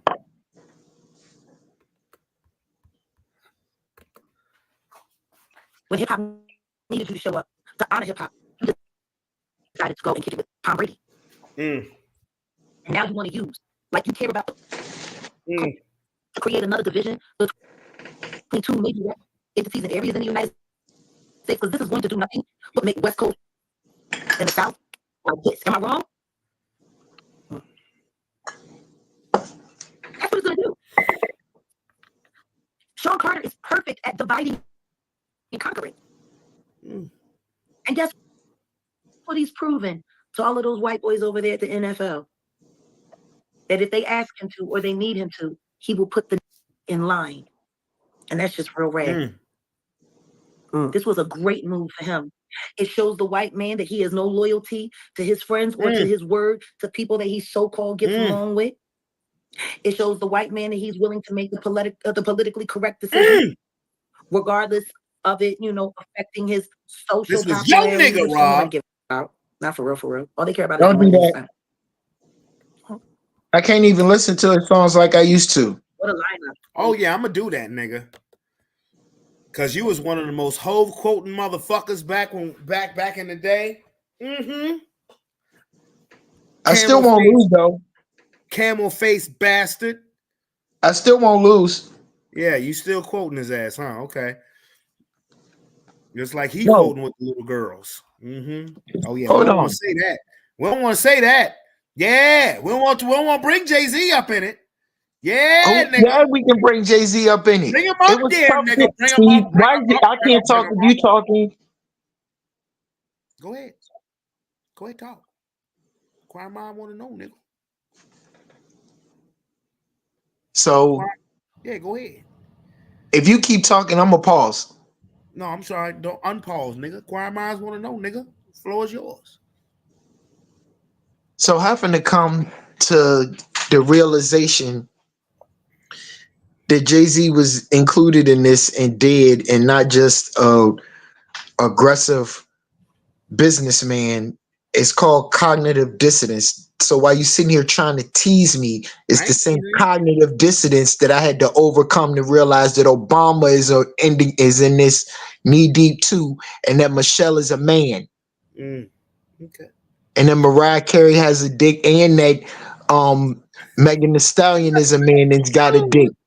You keep laughing only because your eye. I need you to let me speak. You keep laughing. You and other people keep laughing because your eyes are being deceived. Okay.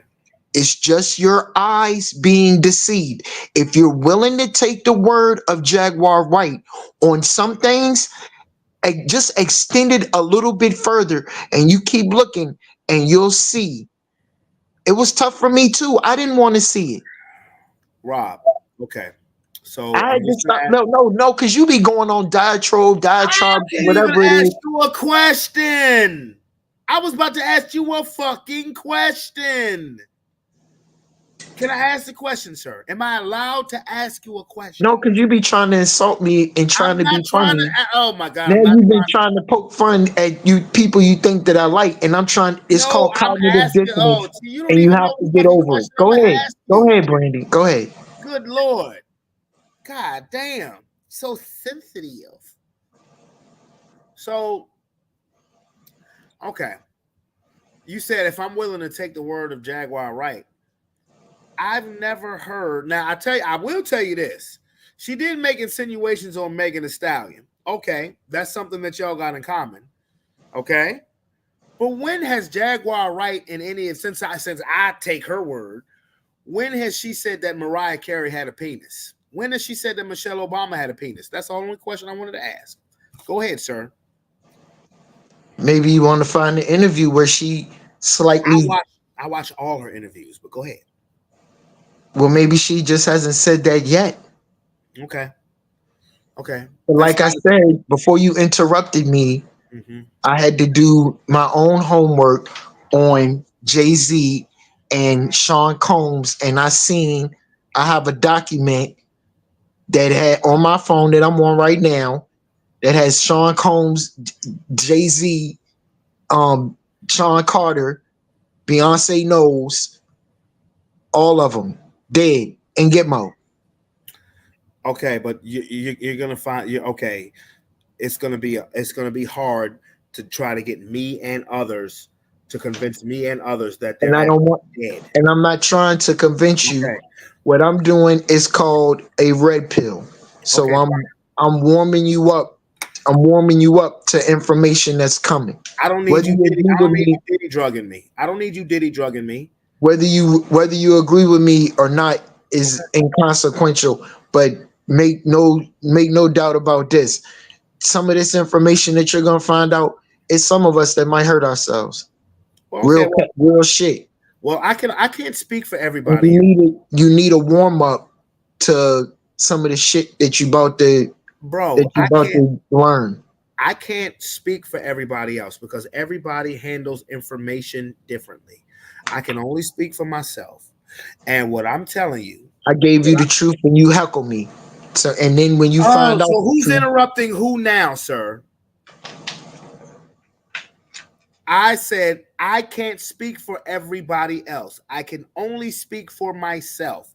Meaning that if everything that you're saying is absolutely true, if I'm to find out that everything that you're saying in regards to these women have because any information about Obama or being at a freak off or Jay-Z being involved in this shit, it wouldn't surprise me. It wouldn't hurt my fucking feelings. And I'm not saying that like I approve it. I'm just saying like, okay, because again, I keep saying this to you, but it seems to not get through your head that nothing would surprise me. But if all of that other shit, if all of that other stuff that you're saying happened to come to fruition, bro, I'm talking about me only as an individual. It wouldn't affect me, wouldn't make me want to hurt myself, not one bit. Taylor Swift is Tyler Swift. Don't give a fuck. That's bad for Travis Kelce. Not me. Exactly. Not That's me. not a man. That's not a woman. I don't even fuck with Taylor Swift's music like that. So you telling me that about Taylor Swift doesn't bother me. I'm talking to you about me as an individual. The shit, if that happens, then these are the motherfuckers who have to answer to whoever they have to answer to when they meet their maker. Fuck them. Fuck them. Fuck them. That's how I stand about it. I can't speak for everybody else. So when you say I mock you or I don't do that shit. I do that shit because you've already warmed me up to it, bro. You've already warmed me up to it. Okay? So, I mean, I can't speak for people in the chat. I can't speak for Lomar. I can't speak for Heather. I can't speak for Denise. I can't speak for Tony. I can't speak for nobody. You know, I can't speak for the people that we have on here who look at us from YouTube that we don't know. I can only speak for myself. That if that stuff is true, fuck them. Don't care. They're awful. If that's the case, they're awful people who sold their soul for riches to get something that they're not going to be able to take with them into the next life. Fuck them. That's the way I look at them. Yeah, the only thing they took with them was a bad day. That's it. They took a bad deal. That's what they took with them. Bad deal. Let's get back to the video. Hope I made myself crystal clear once and for all. And that still don't mean that other niggas is going to agree with you. I'm talking about me. And he's doing it all at the expense of the culture, to divide the culture, because everything that Kendrick Lamar has been doing this year is to unite the culture. It's the people on the other side, the freak off people that want to divide it. Like Drake, Schoolboy Q, North Sir did nothing wrong to you. Why can't they do their shows in Canada? See what I'm saying? Like, people are making things issues that shouldn't be issues. It's a constant nag. You know what I mean? And this is what happened between Bad Boy and Death Row. So what does that say? History repeats itself. And this little feud that we got going on over this Super Bowl is getting the South and the West Coast up in arms. Is this the making of another sacrifice? Lord knows he didn't get to line people up the way he wanted to last year. Earlier this year, because he had to kill the Rock Nation brunch. Because he told everybody the Diddler had cooties. I'm just saying, come down. When are people going to be willing to expect that Sean Carter has been a federal informant since Marcy Projects? And he just elevated. That's tough right there. Speaking of Jay-Z, hold on, the streets pause of it. the interweb Okay. are upset Okay. because Beyonce did not win. Okay. Pause. Why you calling me a Jay-Z fan? I was done with Jay-Z when I realized that he was a 33rd degree Mason. And to become a 33rd degree Mason, you have to let 100 men ejaculate in your anus. Ew. Oh, ew, that's just nasty. Not 99, 100. That means he got 66 problems and people nutting in him ain't one. Ugh. 100. I got 99 problems. He say I got 99 problems and the chain one. You have to let 99. You have to let 100 men come in your anus. I don't know if we needed to know that, but you know we're happy. Hey, see this. No. I'm not mad at you for telling that because okay. But see, I give you the whole truth. And see, that's the shit that people not comfortable with.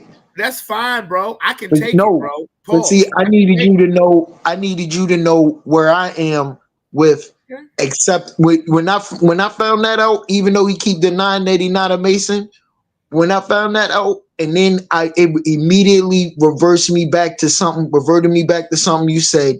You never want to meet your idols. Yeah, you do not idolize these people. When I found that out, and you've been saying that for the longest time, and when I found that out about these people, bro, I'm telling you, I was in this motherfucker for 3 days. I would not leave. Mm-hmm. I did not leave my house for 3 days. I was that fucking shook. It's only 2 people who are my heroes who I actually would want to meet because they done been through the ringer and back. And to be honest with you, one particularly more than the other. That is Mike Tyson and Magic Johnson. I would love to. I would love to meet. I would love to meet. I would actually love to have a chill session with Mike Tyson, just to You might get that opportunity. just to talk, and particularly talk boxing. Because Mike Tyson is a white hat. Mike Tyson, he's a real one. I try and tell you some of Mike Tyson stories some other time, but Mike Tyson is a white hat, and when Mike Tyson talk, you need to listen. I do. I listen. I listen to every word Mike Tyson says. So if Mike Tyson says he's gonna vote for Trump, Mike Tyson can't vote though. That's the difference. He said he didn't say I would vote for Trump. He said he think. Remember, Mike Tyson's a convicted. Well, he said I think Trump is gonna win. Yeah, he did say that. He didn't say I'm gonna vote for Trump because he can't. But he said he thinks Trump is gonna win. Yeah, he did say that. Yeah. I'm gonna pull up the interview. I'm gonna show the interview after this. That's a con. Yeah, I mean, to be honest with you, and I would love to, because for one, I'm a boxing fan. I'm a boxing historian. I would love to have that conversation with Mike. One of the reasons why Mike is probably like I can't put Mike as a bigger hero more than Magic because of the things that they had to overcome. I don't think you don't want to meet Magic. No, I would love to meet Magic. No, you ain't. What did you say? You don't want to. You don't want to idolize your heroes. Nothing. Listen, just because of me knowing that, nothing would disappoint me. Nothing would surprise me. But knowing Magic's story and how Magic has confessed himself to Jesus Christ, and he's continued to do that he's continued to do that for the last 33 years, ever since he came out public with the HIV virus. I would love to meet Magic. I'm gonna have to let you. It's some of these people I can't even talk to you on. I'm gonna have to let you learn about them on your own. No question. But and the stories that go behind Mike Tyson is the person who actually I would love to have a conversation. Who I would love to just sit down, not necessarily interview. If Mike would ever agree with an interview with me, that'd be great. But I wouldn't even give a fuck if I was just to have 5 minutes to actually just chop it up, or 10 minutes to chop up some real shit with Iron Mike Tyson. It wouldn't have to be on wax. That would be a bucket list of mine. You know, because Mike, that opportunity. I would love to. What's funny? My uncle a couple of days ago sent me a picture of my cousin Michelle, his oldest daughter, on a flight to Vegas, and guess who the fuck she met? Mike Tyson. On the motherfucking flight, literally. And it makes sense because the show It Is What It Is with Cameron and Mace, that show is in Vegas. My uncle lives in Vegas. So let's get back to Jag. An award for her Cowboy Carter album at the CMAs. For her country scented album? Yep. They are claiming racial discrimination, and I'm sure all it these is. other things. I'm sure it is. There are certain things that are never going to happen in country music. Apparently Beyonce is one of them. Like, come on. Hello. What are your thoughts? I mean, like real talk. Like, hold on. They bought that album for number one. Hold on for a second. I mean, if Beyonce actually, if Beyonce actually thought that she was going to be a top tier in country music, you playing yourself. You playing. Listen. You could have the best album. That don't mean shit when it comes to the Brandon charge. Yeah. Brandon. Now I know you're not gonna just talk to hear yourself talk, because one, you just pointed out how in your own situation, before you even really signed ink to paper real good, that the record company was manipulating shit. Yeah, they were. So it's not a far stretch to see, not even think, but to see where a record company executive, somebody told her what she was gonna do and not ask her if she wanted to do it. She didn't have a choice in the matter. Someone wanted to see her in that genre of music, and they made it happen. They didn't give a damn whether or not people liked it or not. They wanted to see a sexy black R&B female try some country, and some people like it. But if you, when you really do your homework and you know what music is and you understand how they control it and how they've even um infiltrated country music, because they'll just sell us fucking anything. They'll just sell you anything. Now, this is really an attack, right? It's an attack on everybody's just good consciousness. And like you say, who the fuck? Come on, Beyonce. No, just no. Okay. And that's not you. That's not what you sold us as. And for people to say, no, you can't, don't you let her try, do this and this. Black people can try. That's what's wrong with you. Look, you're that's confused. That's just getting caught up in the color narrative. And you're not understanding that. Wait a minute, I gotta watch my mouth. There's this little group of people, this little group of men that I can't name, and these people control music. They control music, period. They control the music, they control the textbooks, they build the jails, they build the schools. They have a ratio of schools to jails because they are building a pipeline. They don't just want brown little boys. They want white little boys, white little girls. They want Hispanic little boys, Hispanic little girls. They don't give a damn about us. Yeah. No, you And ain't lying. You ain't lying, bro. You're not saying anything that I haven't said before. You're absolutely right. They use color to distort the facts and confuse the conversation so you can't see the truth and what's really going on. Absolutely. So if you try to speak out, oh, you're a Trump supporter. I'm not a Trump supporter. I'm a true supporter. Okay. Yeah, it hurt my it did hurt my feelings, and I can't listen to some Jay-Z music like I used to, but there is some of his music is good motivational. I use it for like good motivational music, but some of it I can't even listen to no more because I'm understanding like the shit got some fucking satanic overtones to it and shit. Mm-hmm. This shit crazy. Mm-hmm. Now that I'm done with my diatribe. No problem. No problem. Yo, Mug, if you want to get on now, Mug, just send me your Gmail to my DM. Go ahead, send it to my DM if you want to. If you can hop on now, if you want, bro, and I'll still have you on next week. I will still have you on next week because that's fam. That the me Mug, that's fam right there. That is fam right there. So no question. But okay, let me get back to the video. And Rob, you was talking some real shit right there. No question. With your dumb ass. I'm just playing. Bought the accolades. They bought all of that stuff, lined up the sponsorship and did all of that stuff for a project that really ain't that great. Can you be mad that the CMAs are not willing to compromise their integrity like the Grammys are? For her to come in, what's that white boy, the Jimmy boy? Hold on. Yo, hold on. Because, yo, Mug, listen. DM me your Gmail account. So when I do this exact same show next Friday, Sports Plus Life Talking Ish, I can send you the link, and that way, you can hop on. So just send me your DM send me your Gmail address to my DM, and that way I'll have it. I can lock it into my laptop. All right.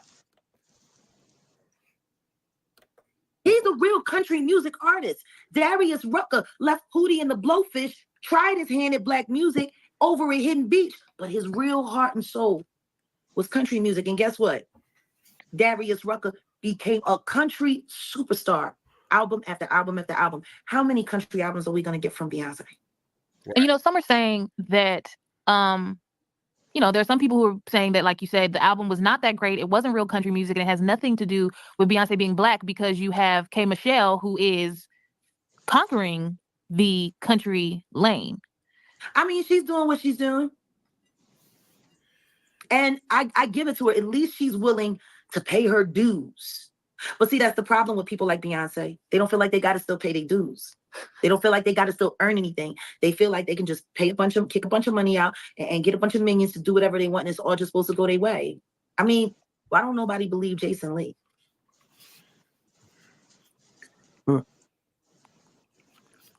It's too much entitlement. And now with Richard Lawson, her ex-stepdaddy, and crikey, I'm so sorry. I have to take Meech. You've been calling. I was gonna call you today. I'm live on the blue couch right now. Can I call you right back? Are you home? Okay, well, we need to talk immediately. Okay. Big Do you want Meech. to say hi to everybody? All right, hold on a second. I'm gonna put the camera on. You guys want to say hi to a friend of mine? Let's do it. You gotta answer it, Meech. Okay, I'm answering. This is the father of the man who played Tupac, Demetrius Shipp Sr. Damn. What's up, bro? Oh shit. Tupac's producer. K-Dot's producer. What's up? Wait a minute. We were just talking about this whole Super Bowl Jay-Z thing and people being up in arms. Considering that you're actually one of Kendrick's mentoring producers and one of his greatest producers, do you got something to tell us about it? Oh, I love it. It's chess, not checkers. That's what I got to say. Uh-huh. It's chess, not checkers. It's hip hop. This brother's on the field who identify with the culture, so why would it be anything else? That part. It's predominantly us, so let us enjoy ourselves the way we want to. We can't appeal to everybody, please everybody all the time. And what do you think about Jay-Z making the choice and upsetting everybody in Louisiana and hip hop apparently? Yeah, right. Well, that comes with the gig. I guess I understand it. There was nothing wrong with the choice. Yeah, there's nothing wrong with the choice. But the timing. Yeah, exactly. It's just, I don't know, people are real sensitive these days. And the comment section is the whining section, the venting section. We didn't grow up with venting sections. You chopped it up and moved on. You kept pushing. You feel me? Yeah. Do you guys have anything you want to ask Meech before I shut this down so we can get back to work? Look, Meech, we gonna definitely get you on this couch so we can go through all the stuff that we need to talk to you about, bro. We definitely want to see you there. The couch is blue. Right. Crips. Crip heavy. This is a real deal blue couch. All right, brother. I'm going to call you when I finish up. All right. I know we got a lot of music to finish. We got to finish playing your face. Okay. I'll see you in a bit. Okay. Isn't that wild? I always have the most interesting friends calling when we're live. Right. But I also think that it was good for him to weigh in for a second because people keep forgetting he was one of the producers on Watch the Throne as well with Kanye. Damn. Yeah, y'all need to talk to him. No, we're definitely gonna sit down and have that talk. Definitely. Man, that's Hollywood talk. That means we'll sit down when we fucking feel like it.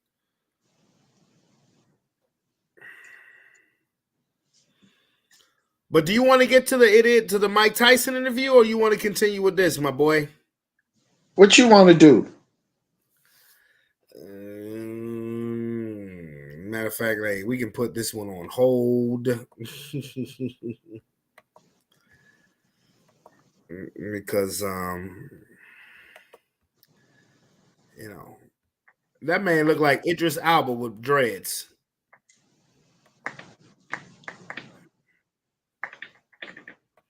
For real, that nigga look like Idris Elba with dreads. It is what it is, okay. Yeah, Idris Elba. That motherfucker is not a nice guy. Huh? What'd you say? He's not nice. Why is he not nice? He's a fucking pedophile. Okay, he's a pedophile. All right. I liked him. I thought he was a fucking a model fucking upstanding black man, somebody I would want to model myself after. And not many upstanding modeling people in general who you see on the TV on a regular basis, okay? Akon, that motherfucker. Then that nigga look like he could be your uncle. Pedo, child trafficker. Fucking piss me the fuck off. Sorry, bro. Mad as a bitch. I did not want to believe that shit. I'm sorry, bro. I did not want to believe that shit. I'm sorry, my nigga. That's why I'm so what's the word? Arginate? I think I'm pronouncing that right. That's why I'm so arginate, angry about that Obama shit, because I was a whole fucking Obama supporter, hook, line, and fucking sinker. How you an Obama supporter, but you used to whack off to his wife? That ain't right. Look, that see, you got jokes. I ain't got jokes, but think about it. Think about this. Let's talk about this in real nigga perspective. Okay. Look, I'm a supporter of this dude, but man, I have fantasies about his wife. So let's say if you was to meet this person, and let's say you was to meet this guy in person and his wife, you'd be like, man, I'm a supporter of you, but man, don't leave me alone with your wife. La la la la la la la la la.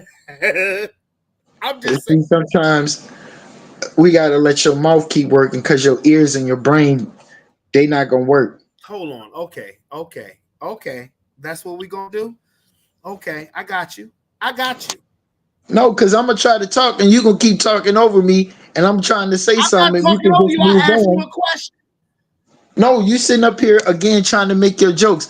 The unfortunate part about public life, when you live in the public life, people are going to do all kinds of things and have all kinds of wild imaginary fantasies. There are women that play with themselves thinking about Obama doing it. Okay? It is what it is. No one's going to be surprised about that, Brandon. Okay. Next, huh? All right. Hey, man, you the man, my nigga. You the man, my nigga. Nope, I ain't the man. You get a most shock value to this show, my nigga. I ain't gave a shock value yet. Oh Lord, I'm afraid. I'm almost afraid of that statement. I ain't gave a shock value yet. In all these years of knowing me, goddammit, if you don't know nothing else, you know never to count my little black ass out. You ain't lying about that. Freezing up. We don't understand what you're saying. I do this because Mariah Carey put a trace on his computer. Okay, now we can hear you. Now, what were you saying?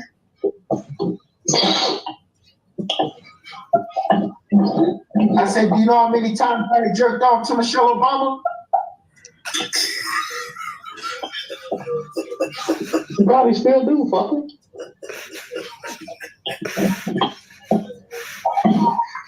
No, I don't.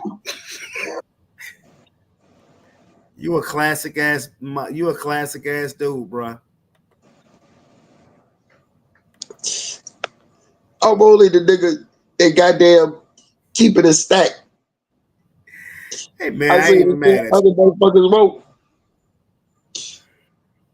It ain't my fault if a motherfucker ain't got enough heart to say what they thinking and feel. And that's why you my nigga. I got to talk. I got to tell how I feel. I got to talk about my life how I see it. Look at this thing. Clip that. Clip that. I got to talk. I got to tell how I feel. Got to talk about my life how I see it. And bro, I ain't even mad at you. But let's peep this out. His 50 wins, 44 were knockouts, and he is set to make history again in a fight against Jake Paul, who is 31 years younger than him. Introducing Mike Tyson. Mike, what's up, man? I am Mike. Thanks for coming by, Mike. We appreciate you, man. And I was watching y'all guys on the show. You guys had suits. I was telling my wife I'm gonna wear a suit on the show. She said, no, just wear this. Don't wear no fucking suit. Now you know it's Casual Friday, so I didn't know that. I'd have been fucked up. On Fridays and Friday mornings, we. Well, that's why I wanted to be on the show. That's why they got suits. I want to be on that show because I want to get fired with. Oh yeah, come back. Come back on Monday. We're gonna have a suit on Monday. Come back on Monday, and we'll be suited up. But you're more than welcome to come on the show anytime. Mike, we're big fans. We appreciate you actually showing up in person, man. My first question is this: what the fuck is wrong with Jake Paul? What's on his mind? Why would he want to fight you? I don't know. I'm close to 60 years old, and he thinks you think it's sweet. Yeah. Okay. He's gonna get paid a lot of money as well. Yeah, I mean, I ain't mad at that. What do you think about him as a boxer?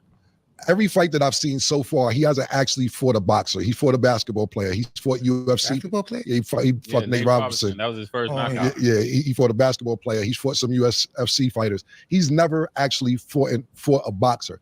What do you think when you look at him of his boxing skills? I don't know. He's improved. Okay. Since the first time he fought him, well, I started him off. Okay.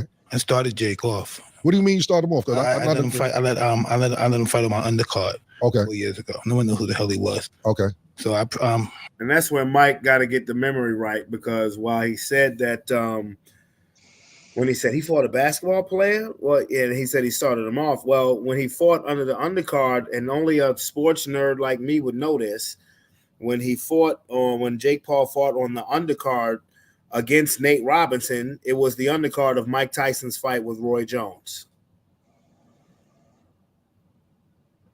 So, I mean, Mike's right. You just didn't realize that that's when he fought the basketball player. I started him, and most likely looks like I'm going to finish him. Yeah, goddamn right. Yeah, that's what I like to hear. Yeah. Exactly. You goddamn right. Why do you say most likely, Mike? Well, it's most likely, possibly yes. All right. Okay, that's what's up. Watching your career, I'm a big Mike Tyson fan. Of course, I'm from Harlem, and I know you're from Brooklyn, but you spent a lot of time in Harlem. Like tons of times. I was probably 8, 9 years old when you fucked Mitch Green up. you that young in 88? How old were you in 88? 88, I was 11. 12 man, actually. Man. 12 years old in 1988. You're a man, 12's a man. Yeah. So, 12's a man. But I mean, I was around for that. See, Mitch used to come to my block and buy a lot of dust, so we actually seen his eye. Was he a bully? He was bullying people around there? Nah, we would have shot the shit out of Mitch. Mitch used to tie up the guy in the gas station and go pump the gas and collect the money. Oh, nah, I ain't know it. See, niggas on my block would wow. Yeah, Mitch was, but that nigga was like, my block was formerly a big dust block. So all the famous people used to come to my block to get dust, and we actually seen Mitch's eye after that shit happened. Like I didn't have to read the New York Post or the Daily News. I actually seen Mitch's eye fucked up purchasing dust from people on my block. And he wasn't gonna bully nobody on my block. They would have shot the shit out of Mitch. His career would have been over a long time ago. But growing up in Harlem, I mean, and just knowing your personality, why did you like to hang out in Harlem so much? Had beautiful women up there. Oh man, yeah. Yeah. You like that woman? Incredible. Yeah. It was totally different in New York. It wasn't dangerous. Mm-hmm. Everybody was pretty classy up there, even though it was the hood. It was just, they were totally different people. Right. Totally and Dapper there too. Yeah, you're from the Daps a lot as well. Cool people. Yeah. Right. What is one of the biggest lessons? Because I know that you attribute a lot of your career to Custom Model. What's one of the biggest lessons you learned working with Custom? That never to give up in life. Mm-hmm. You know what I mean? Confidence breeds success. Success breeds confidence. And if you apply your confidence properly, it'll supersede the genius. It's all about confidence. Life is all about confidence. Think about this, Rob. Why you coughing on the cannabis? Think about this, bro. In the year 2024, think about it. We all, you know, I'm an 80s baby. You a 70s baby. You know, we watch Mike Tyson kick ass and take names. Think about it if we knew, let's just say in 1995, that in 2024, we would be watching an interview where Cameron and Mace, in 1995, we didn't even know who the fuck Mace was. We know who the fuck Cameron was. Okay, well, matter of fact, let me date that more. Let's just say in 1998.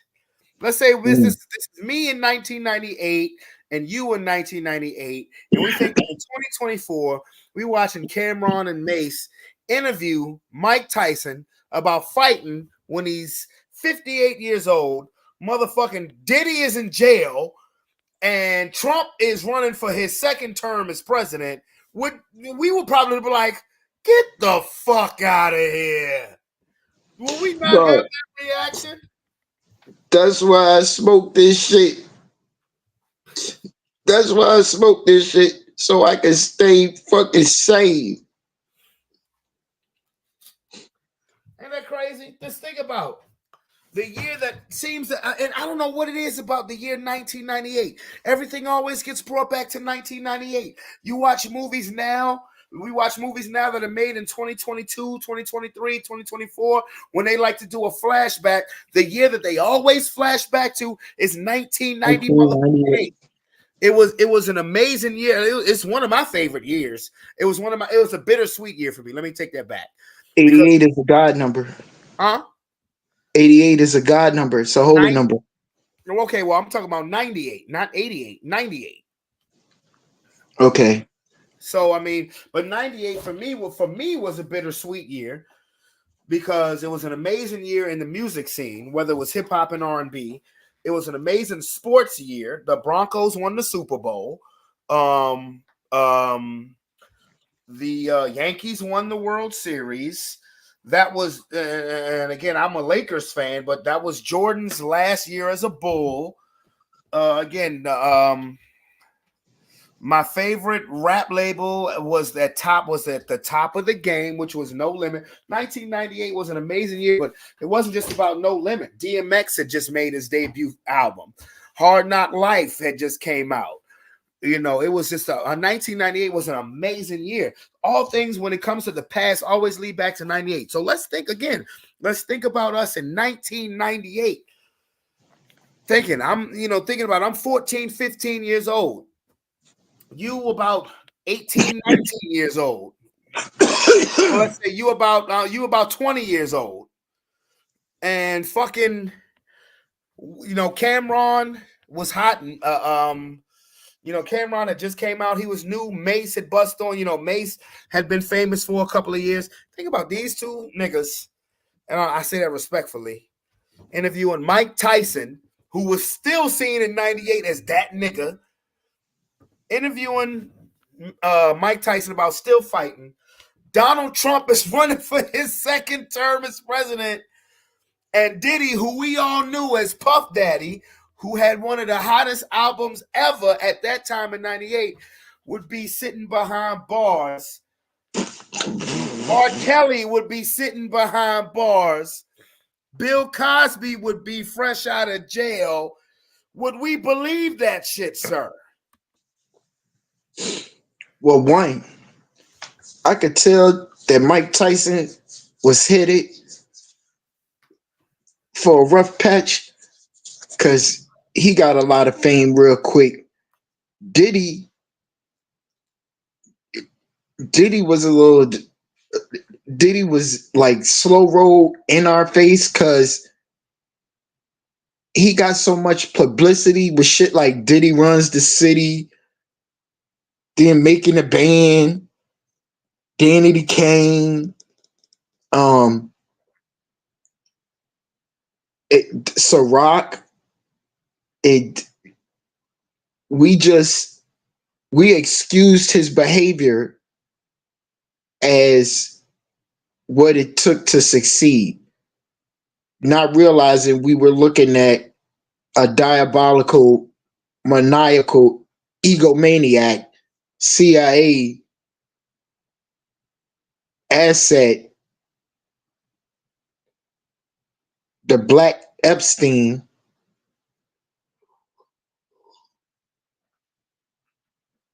That's another thing too.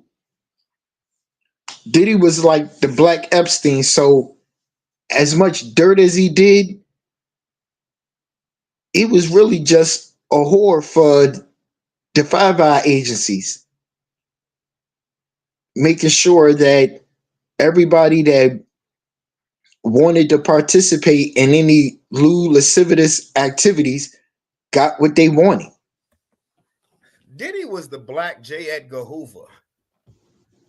He was the Black J. Edgar Hoover and Black Epstein.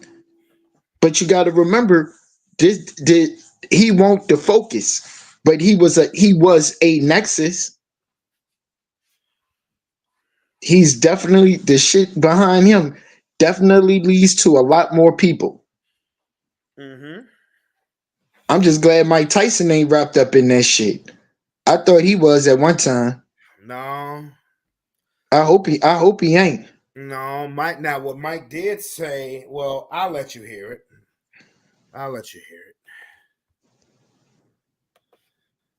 Gotcha. Also, it's like stories like Teddy Atlas. They love you, Mike.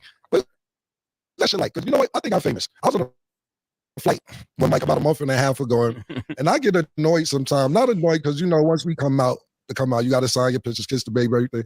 But just Mike. I seen the shit with my own 2 eyes. Do you get annoyed with that sometimes? I used to when I was younger. Right. But then I realized it comes with the job. Right. All this comes, and I really wanted. This is what I want. I want the whole world to look at me and touch me and want to pay me and just want to be in my presence. Right. This is what I wanted. Exactly. What's one of your toughest fights you had? Shit. Razor Ruddock. Guy from Jamaica. Yeah, I seen that fight. He's pretty tough.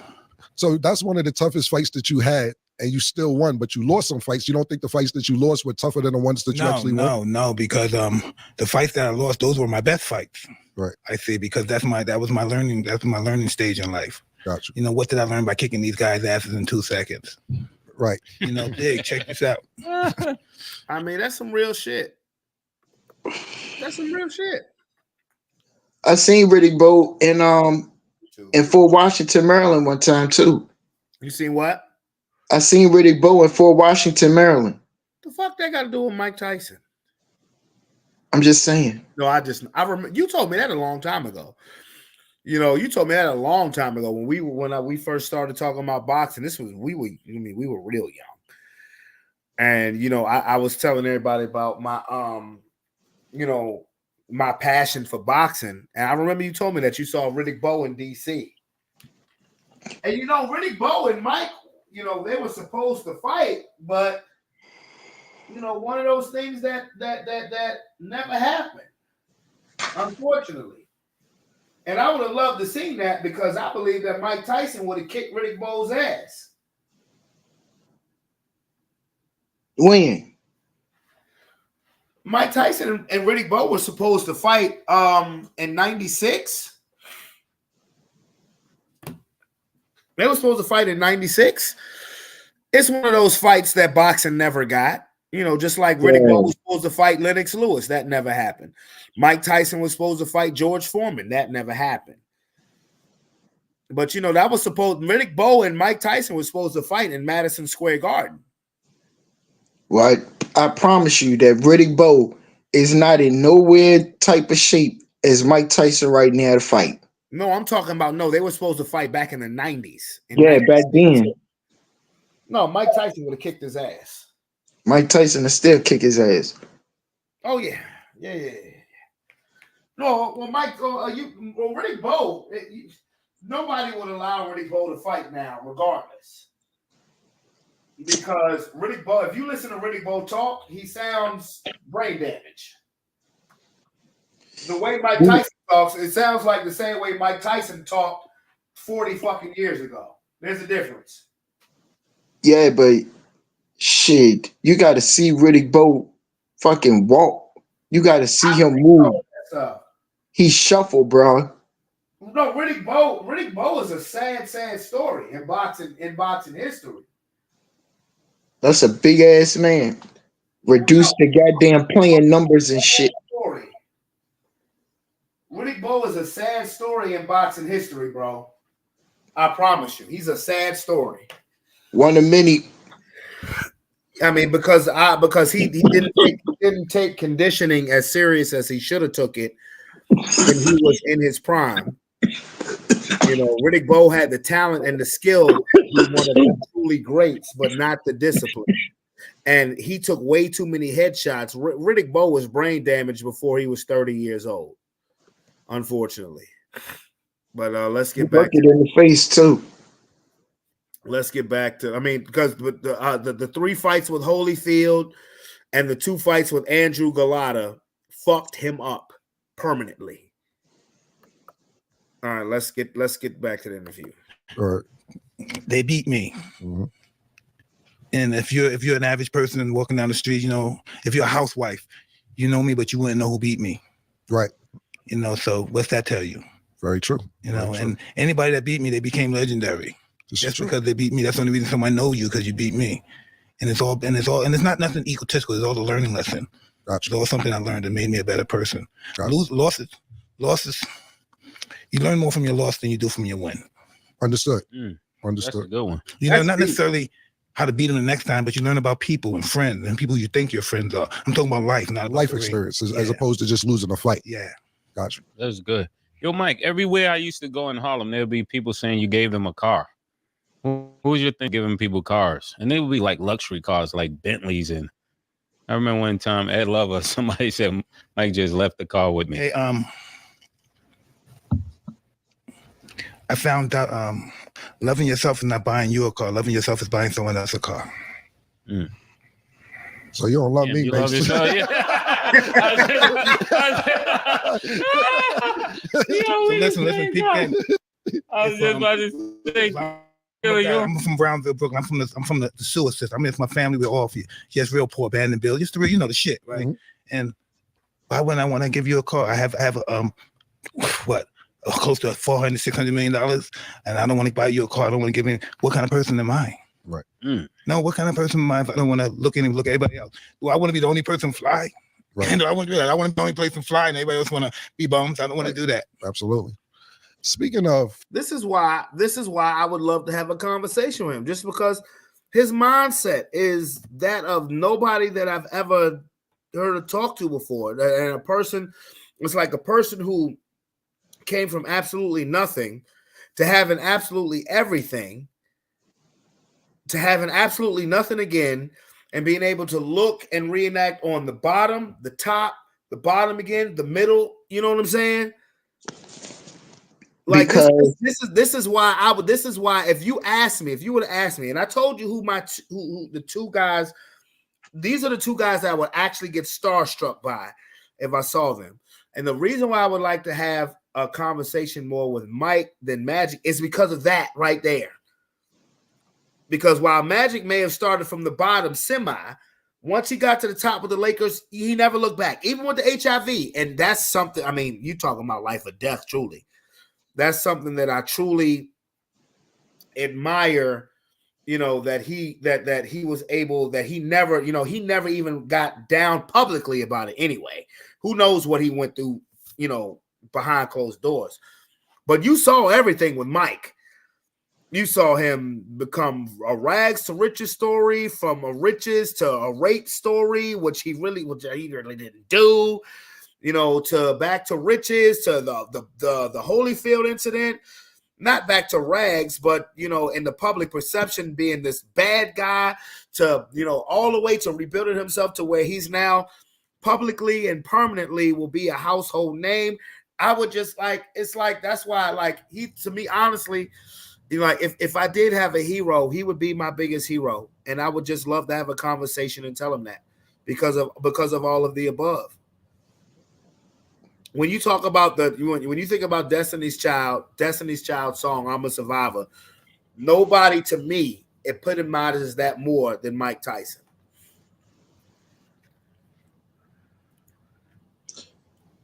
Robin Givens was sent, somebody sicked her on Mike Tyson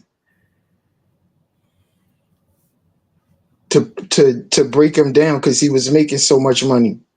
The Cabal did. The Magic Johnson, I ain't even gonna touch that one with a 10-foot pole. That one is too sensitive for you. You're gonna have to learn that one on your own. Good move. Now, as far as Robin Givens goes, I'm not going to say anything about Cabal sitting here, but I will say this. It was about 3 years ago. You know, once, you know, after Mike Tyson fought Roy Jones and he was talking about fighting Holyfield for a 3rd time, this, that, and the third. But Robin Givens came out publicly and was trying to clout chase. It was pathetic. And I have nothing I don't have no dislike towards Robin Givens. I think she's a gorgeous and beautiful woman, but she was trying to clout chase, and I was like, yo, really? Like, it was crazy because Mike Tyson, to the human eye, is, if you look at his story, is such a fascinating individual. And again, I'm sorry to cut you off, but somebody else that's painted as the bad guy, and I might have told you about him, Chris Brown. Yeah, Chris Brown. Yeah, of course. Drug through the mud. Yeah. I ain't never tell you what happened. No. So this what happened. Chris had been banging Rihanna. Everybody knew that. But Jay-Z wanted Rihanna. Well, everybody knew that too. So they had drug Rihanna and had her turned out and shit. Right?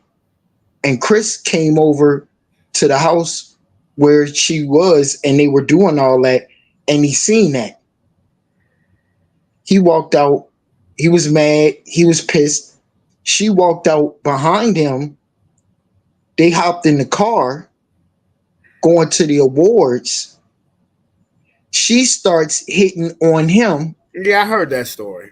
Yeah, He was mad because he had just found out that he was burning, because Jay-Z had burnt Rihanna. Yeah, I heard. I did hear that. Yeah, I did hear that. Yeah, I heard about all that. I didn't hear about it as far as pulling up and finding. Yeah, but as far as that other, the story that was found out in the Bro, if I'm driving an expensive car and this bitch just burnt me and now she trying to scream on me, I'd beat her ass too. Fuck. I'm not gonna agree with you on that one, sir, but I do understand his angers and frustration. Let me get back to the video. Fly. Listen, it was a movie, and I watched it. Then I found out you had nothing to do with somebody portraying your life. Yeah. What do you feel when people do things like that? Like, I would be pissed the fuck off if somebody does the Cameron Giles story. I have no input on it. You have a fighting family, huh? You have family, yeah. That name. Billy Giles is my Uncle Camacho. I know that name. That's a fighting name. Yeah, Aaron Davis. I have some champions in my crib. Billy Giles is shout out to my Uncle Bill. I always wanted to say that to you. You're fighting them. You had a fighting family. Yeah, thank you, man. I appreciate that. What would you feel like? How does it feel? I was going to ask you, because I would be upset if somebody portrayed my life. I had no input on it, and then I had to watch it, whether you watched it or not. What do you feel about that? Somebody portraying your life and you had no input on it. It's the biggest form of flattery. Right. And they made me look too good. I was a fucking sewer system kid. It made me look like I had a nice, clean house. My mother was smart and articulate. It was just a joke. Right. It was a joke. So you actually did watch it though? It's just really bad. Listen, they made my house clean. I was neat. My mother was articulate, nice, and everybody was, it was a. Now, what he's talking about is that Hulu story, and this is why I never watched the Hulu story about Mike Tyson, because as soon as I was going to watch it, but as soon as I found out that he didn't sign off on it, I never watched it. I know Tony tried to get me to watch it. I never watched it because Mike didn't sign off on it. And watching this today validated that for me. Joke, my house rats and rugs and shit on the floor. They don't know my life, man. Major into the Fresh Prince of Brooklyn. They made me look good. I told you. They made me look really good. What about when they was in the limousine when Shorty had the belt and he was having sex with her while she had the belt on? The championship belt. Done that. That happened. They read from my book. That's why they. Right. That was crazy. Right. Listen, I want to ask you this because I heard the story 100 different times. I'm like, Mike is actually. I'm going to ask him this. When they talk about you as burning during a fight, so you beat up. Yeah, my championship fight, my first belt. Yeah, with Michael. Wow. With Michael Spinks. No, with Trevor Burbick. It wasn't Michael. Trevor Burbick. Is that true? Yeah, it was. Man. So you fucked him up and went straight to the hospital? I mean, I burned the fucking house down, man. What the fuck? I've never been burnt before. I mean, and I'm looking at my underwear. And I'm like, this is not right. So I asked my one of the trainers, I said, what is this? Right. And he said, that don't look good, Mike. You got pus in my fucking drawers. Yeah. And that don't look good, Mike. And it's like green. It's like green and yellowish green. We've been there. Yeah, I'm like, what the fuck? And I got scared. I never had that before. I got scared. You can't pee or nothing. It's fucked up. Oh, man. You burn the house down, right? Nigga, that would make me want to go in the ring and fuck somebody up some more.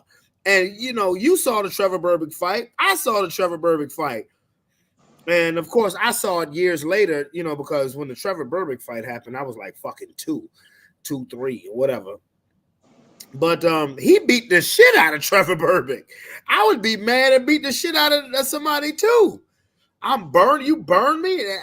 I found out I'm burning right before I'm on the cusp of making history, being the youngest man to ever win the heavyweight championship of the world, and I got green and yellow shit coming out of my dick.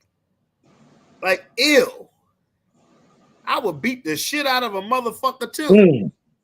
Lord. I would beat the shit out of a motherfucker too. Damn. Trevor Berbick lucky he made it out that fucking ring alive. You gonna make me watch that fight after we get off. Man, he beat the fuck out of Trevor Berbick. Second round knockout. And one of the this is Trevor Berbick when Tyson knocked him down, which was the knockout in the second round. That's been made one of the funniest memes. And rest Trevor Berbick's soul. He's no longer here with us. But when Trevor Berbick tries to get up from that second knockdown, it's one of the funniest scenes in sports history because he gets up, falls back down, gets up, falls back down, gets up, and eventually Mills Lane says, "Nah, bro." You know what's crazy, Mike? And I don't mean to veer off, man. But we went to the free clinic one time. And Mace went with me. Mace wouldn't touch nobody. He's like, you got us in here. On 37th and 5th Avenue. After learning that, I didn't have sex. I wasn't one of those guys. I didn't have sex until I was like 17, 18. I was a late starter. No one liked me and stuff. Right. I wasn't a popular person. I was always bummy. I didn't have no clothes. I was just one of those guys. Right. But yeah, Mason, I forget who. I think it was AJ. Somebody we went with. He was in there. He went touch the wall. He didn't want to touch the door. You're right. Yeah. He went touch nothing. He was in there. I just thought about that. Over the years, that was crazy. Yeah, that shit was crazy. It seems like a roller coaster ride. Just from what we hear, we have no knowledge or facts about anything. But let me ask you first part: where's your relationship with Don King today? Don is not doing well right now. He's probably close to 100 years old. He's not doing well. And he had called me one day and we spoke. We spoke, and at the end of the game, we said we love each other. That's what's up. I didn't know that. Praise for Don King. Yeah. That's what's up. Do you feel that Don King got over on you in the beginning of your career? No, I believe Don King, he pretty much educated me. Okay. That will never happen again. Right. See, that's the difference about taking advantage of it, being a business experience. Right. So that won't happen again. So now you're going in life with experience. So now that's not going to ever happen again. Maybe something else, but that's not going to happen again. Absolutely. Did you have to put your hands on him? Well, I was, yeah. Mike put his hands on. and that's what I'm saying. That's why it's cool. Hey, look, to be honest with you, the answer that Mike Tyson just gave them was probably the most mature shit that I could hear. It was. Because you talking about a man who stole about $100 million from him. You know what I mean? And you're lucky you didn't count. For him to say that, no, he didn't steal from me. He educated me. But then at the same token say, did you have to put hands on him? Well, no. Yeah. Just a bit. Yeah. Meaning, Don King caught one of them championship shots. Yeah. And he deserved it. But the mature part, and I've been hearing this for the past, week about people squashing beefs. This adds to it.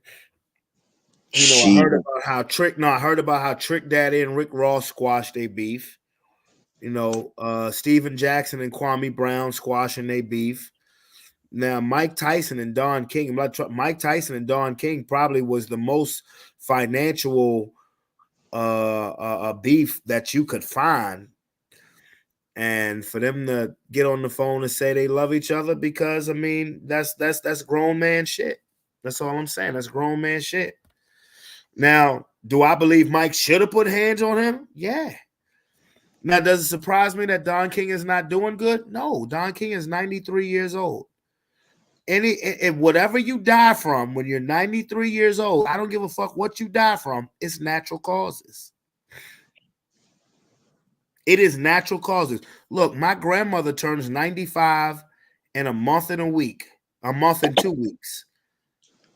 So I will say this. Don King is 93. If I'm to wake up tomorrow and find out that Don King passed away, I don't give a fuck what it was from. You're 93 years old, my boy. It is natural causes. That's what you died from. You could say it was COVID. You could say it was pneumonia. You could say it was the flu.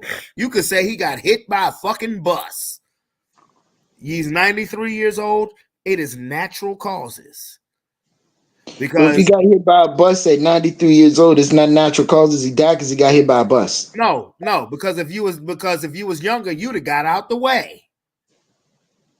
Okay? If you was 90, if you were 40 years younger, you'd have got the fuck out the way. At least made an attempt to. You may have had a broken leg or something, but you'd have got out the way. Let's get back to the interview. You know, me and Mike was on Jimmy Kimmel before. I was looking at old footage, and I'm like, yeah, me and Mike got used at the Source Awards, but we never really got a chance to have in-depth conversation. We were different people back then. Absolutely, 100%, absolutely. Is it true that he dropped off duffel bags of money for you when you were pissed off as well? Yeah. Yeah. And that calmed you down? No. He had money. Zip took the money. You remember Zip? Ron Zip? Yeah, he took the money from Don. Right. I got two good. I mean, hold on real quick, man. So Don had the money, Zip took it and bought it to you? Yeah. Okay. I'm just checking. No, Zip, he wasn't giving me the money. Zip took the money. Okay, I understand what you're saying. It was for something else. He wasn't giving me, it was a bundle of money for somebody else, and Zip took it and gave it. Bought to you. So basically, the money wasn't for you. Zip said, give me the money, bought it to you. RP my man Von Zip as well. Make sure he said, give me the fucking money. Let's be clear. Yeah. Harlem, nigga. You know what's gonna happen. Give me the fucking money. Give me the fucking money. Sorry, make sure you said you asked That's good. I got a good question for you. I know you like hip hop a lot. So, and I know you was very familiar with Tupac and very familiar with Biggie. Which one you like better and why? I was more familiar with Tupac. I didn't know Biggie as well. I met Biggie once or twice. He came to my house. I had a party. He came to my house, and we got. Believe it or not, Biggie's a real shy guy. He doesn't talk that much. He just wanted to know how much the house costs and stuff. But he was a really nice, shy guy. Right. No, that's good.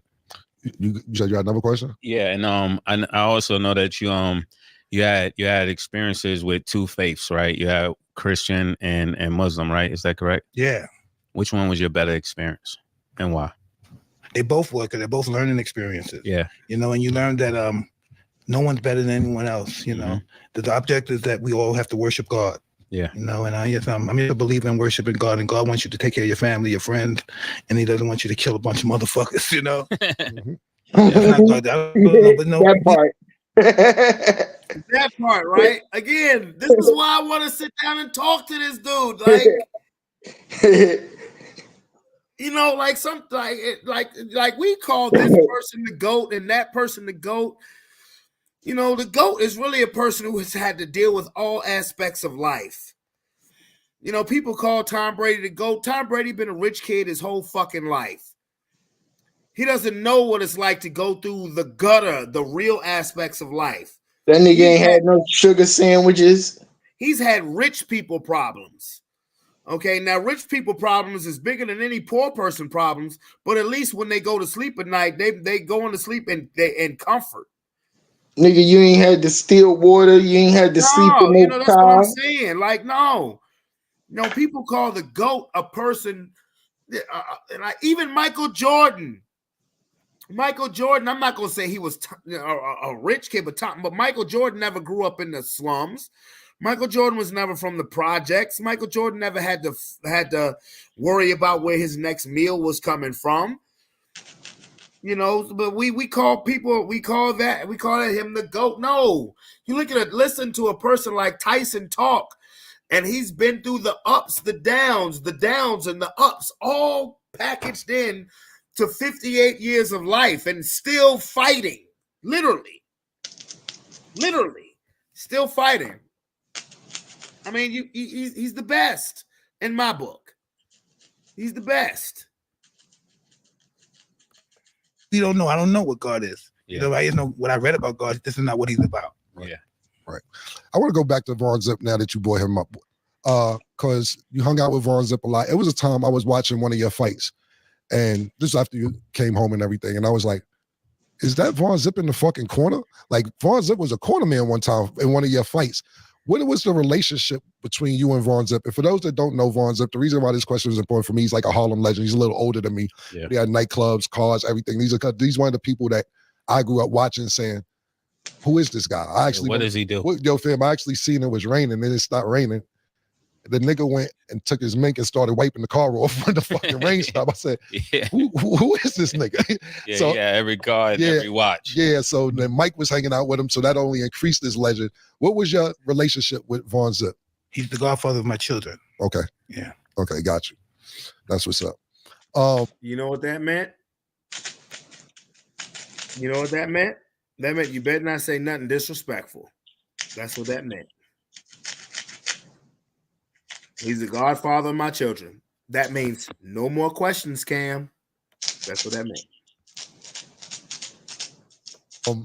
What do you see in store outside of boxing for you? Do you want to do more movies, more acting, more voiceovers? What do you want to do besides, fuck Jake Paul up coming up? I'm pretty simple. I don't really want to do anything. I'm pretty happy with my position in life right now. That's what's up. If I want to do something with some friends of mine, let's do this together from a friendly perspective, not necessarily for some cash, but some friends doing some shit like The Hangover does my friend. Right. Yeah. That's what's up. What made you start smoking weed? I smoked weed all my life. Your whole life? I never knew. So you was fucking everybody up high? Like, not saying high during the fight. No, listen. Or when you train, you don't smoke? I was born an addict. Okay. I was born that way. I'm a junkie. So that's just how I was born. I don't know what to do. I don't get high now, but that's who I am. I switched my addiction to something else, but I'm a junkie, yeah. Do you smoke during training? My mother was a junkie, my father. It's just that's who I understand. Yeah. I completely understand. When you're training, do you smoke weed during your training camp? I was smoking not too long ago. Okay. I'm cool now, probably 2 weeks or something without smoking that. Okay, gotcha. I did a little mushroom before I came here though. All right, you're lifting a little mellow. Okay. How you doing, brother? Well, it's that. Hey. And as he says that, Rob is rolling up again. So no, I ain't rolled up yet. I got my hand, something in my hand was fucked up. I'm listening good. It's cool seeing Mike on mushrooms.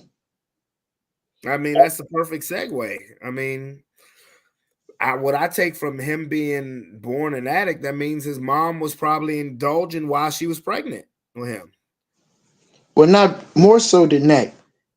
He embraced his situation and the physiology, and he's become a master of it. Absolutely. But he had to understand what was going on. Yeah. Absolutely. Hot boxing with Mike Tyson. That's what it is. You got anything for Mike? Yeah, I do. Okay, so obviously your name carries a lot of weight, and I feel like yes. So I feel like when people hear Mike Tyson, they're just like, okay, like he fights a lot of people. He's known for knocking people out. Do you feel like there's ever a time for fighters to show weakness, or do you feel like you have to hide that, or is that just something that you don't? What's your feel? perception of weakness? Weakness is kind of being, how do I explain that? Like being vulnerable. Really? Do you feel like you can never be that type? Hey, I like to believe that I'm vulnerable every moment of my life. Walking the streets, I'm vulnerable. In here with your guys, I'm very vulnerable. Anything can come in. I'm vulnerable. We're all vulnerable. We can't help. We believe we're not vulnerable, but that's just a false sense of security. Yeah, we're all vulnerable. Yeah, great answer. Yeah, I wanted to ask because I just feel like the perception is just when people see you or hear you, they're just like, oh, Mike Tyson. But I'm just like, how does that affect you, and how do you feel about that when you hear people say that? What, Mike Tyson? Yeah, that's what I worked for. If they don't say it, I did something wrong. Right answer. Okay. And then another question. So this is kind of like mixing fighting and football. So there's a situation with Tua. He's a Miami Dolphins quarterback. Tell me this again. Who? Tua. Okay. The quarterback for the Miami Dolphins, right? He had a couple concussion injuries and Where's everybody. New Zealand? No, he's Tonga. Yes. Yeah. Yes. Okay. So he had a couple like concussion incidents, and everybody's trying to tell him that he should stop playing. So my question for you is, in what case do you feel like it's necessary for an athlete to stop playing their sport? Because everybody else is trying to tell him how he should feel, but at the end of the day, that comes to him. So for you, when do you feel like you should let a sport go, or you feel like, basically, how do you feel about that? Well, listen, let me explain this to you. There's some athletes you have to protect them from themselves because they would rather die than quit. So that answers the question. Yeah. That's really good. Yeah, Mike, if you wasn't a boxer, what sport you think you'll play very well outside of boxing? If I wasn't a boxer, I'd be a criminal. I don't like any other sports but fighting. Not nigga. I'm using that sound. That's where I was going until I got discovered in juvenile detention. Go ahead, Rob. That nigga said if I want to box, I'd be a criminal. Man, that's some real shit. I mean, look, you know what some people know their strengths and weaknesses at an early age. Some people know their strengths and weaknesses at a middle to late age. I mean, it is what it is.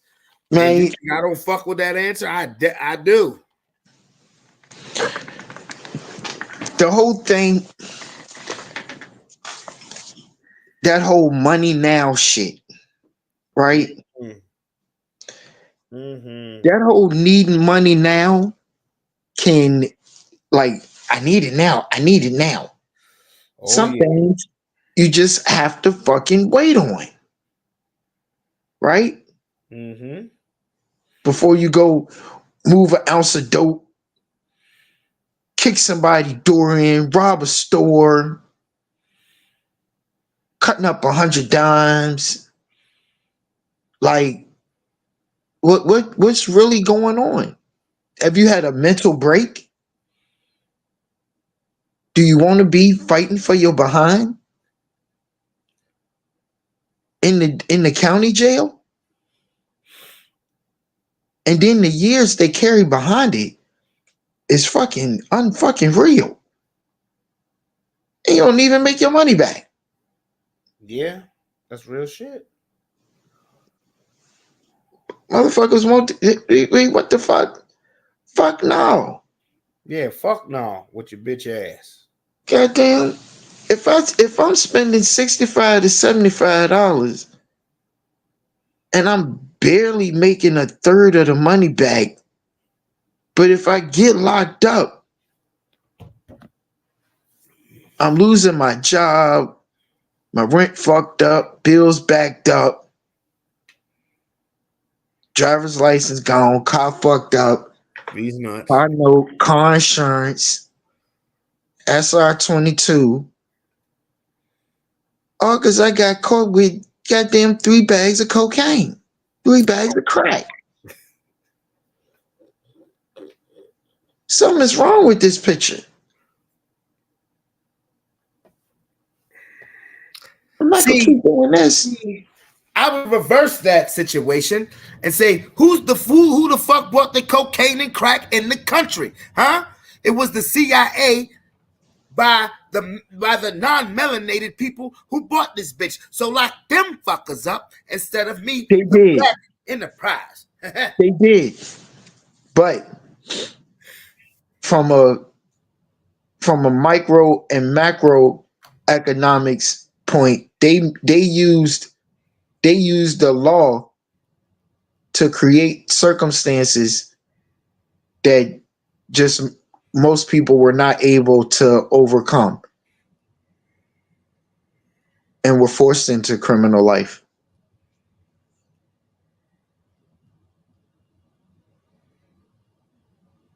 You know what I'm saying? Yes, sir.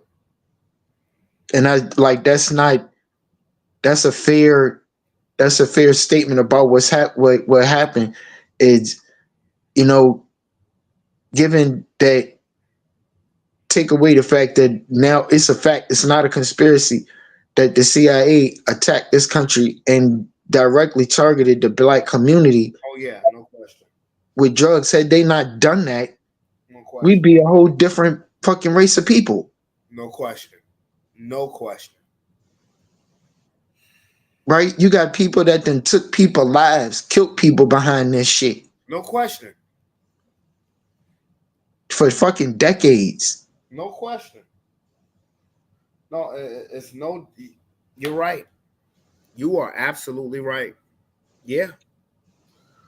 And it's like a gang mentality. If I can't get you one way, I'll get you another. So But let's get back to the interview. Centers, and somebody taught me how to box, but that's where my life was going. Wow. All my friends, all these guys, Boy George and all those guys, I all met all these guys in Sparfit.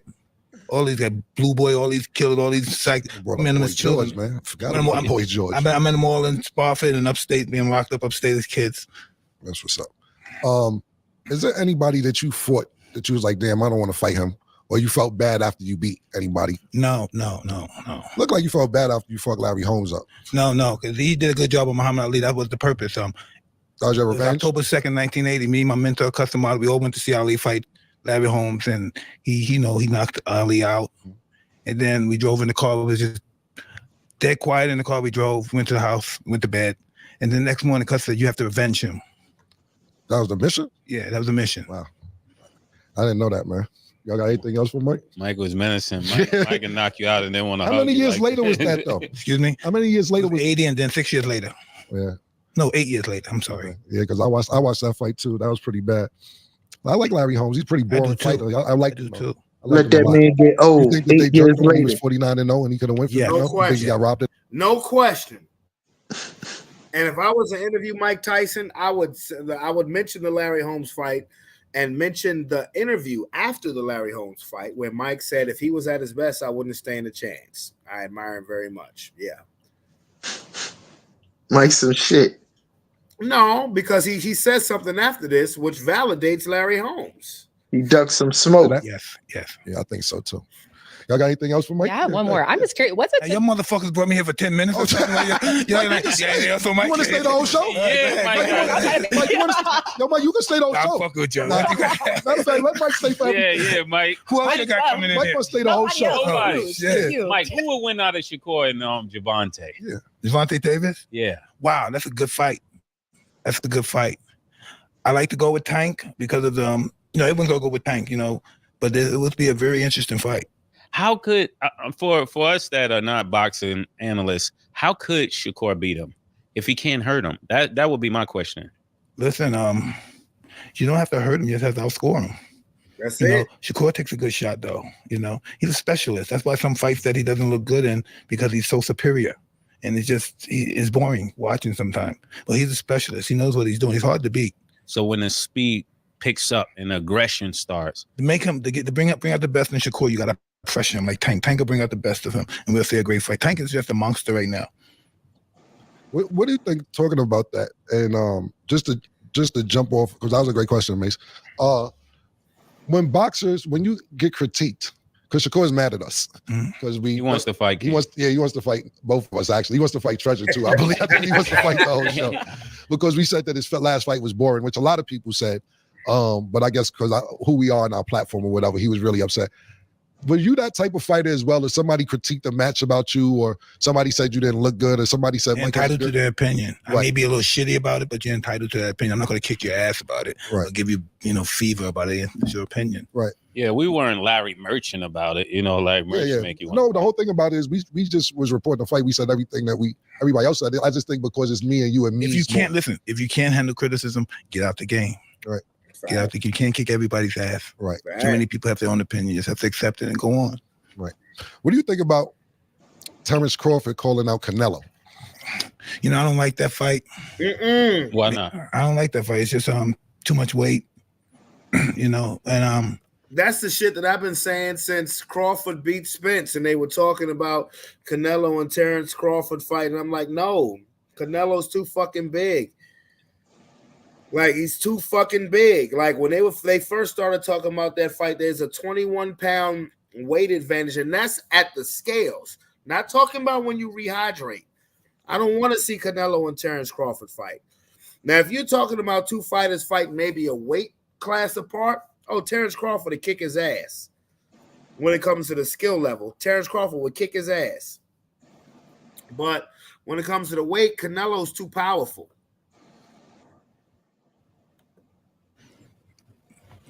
He had a close fight with the last guy he fought, Terrence, because this guy was big and he was awkward. He was really awkward. He shouldn't have fought that guy. He should have fought a guy that was just come straight at him. The guy was too awkward. He's herky jerky. Dora, one of them. Yep. See, there's a missing art now in boxing. There's matchmaking.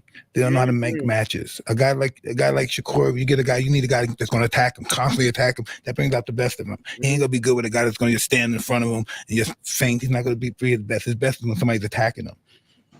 So when it comes to Canelo, what do you think makes him not fight Benavidez? Because that's the fight everybody really wants to see. Well, I don't know. Because we need to bring him. We need to bring him here and ask him that. Yeah, that's a big fight for him. You don't want to fight him. I don't know. We have to talk to Canelo about that. And when does it become a duck, though? When does it become a duck? Basically, he's saying when is it going to be like stop running from? It seems like you're running. Well, it appears that way to everybody in the world that he's running from the guy. Well, he's not going to fight the guy. He doesn't want to fight the guy. Right. Who's the pound for pound champ to you right now in boxing? Rob, I'm gonna go through this because this Mike is speaking my language now. He's not speaking your language. Said on 154. That was Jamel or Jamal? So I understand that. I respect that. They're happy. Don't get caught up. I got my ass kicked. Oh God, the world saw me. Me and my man, we made some. Because Mike fight, you ain't never gonna see that guy again. Not like boxing. Oh, this guy. Mike talking about boxing and who should fight who. He's speaking my language. That's something that me and Mike Tyson could sit down and talk about all fucking day. Let me get to your language. I'm just being real. They try to preserve this great talent. Listen, he's like, no, you're going to fight today. These fighters don't have all that money. They got paid, but they didn't get all that money. Yeah. Now you may want to listen to this. Talk to some of these guys. Hey, did you get paid from that fight? Ask Canelo and these guys. These promoters don't pay them their money. Hey, we got a $20 million fight. Well, we got 8. We got to give you the next. We're gonna find out how to get the next. We lost this somewhere. They make up excuses. That's crazy. They don't get all the money? Nah.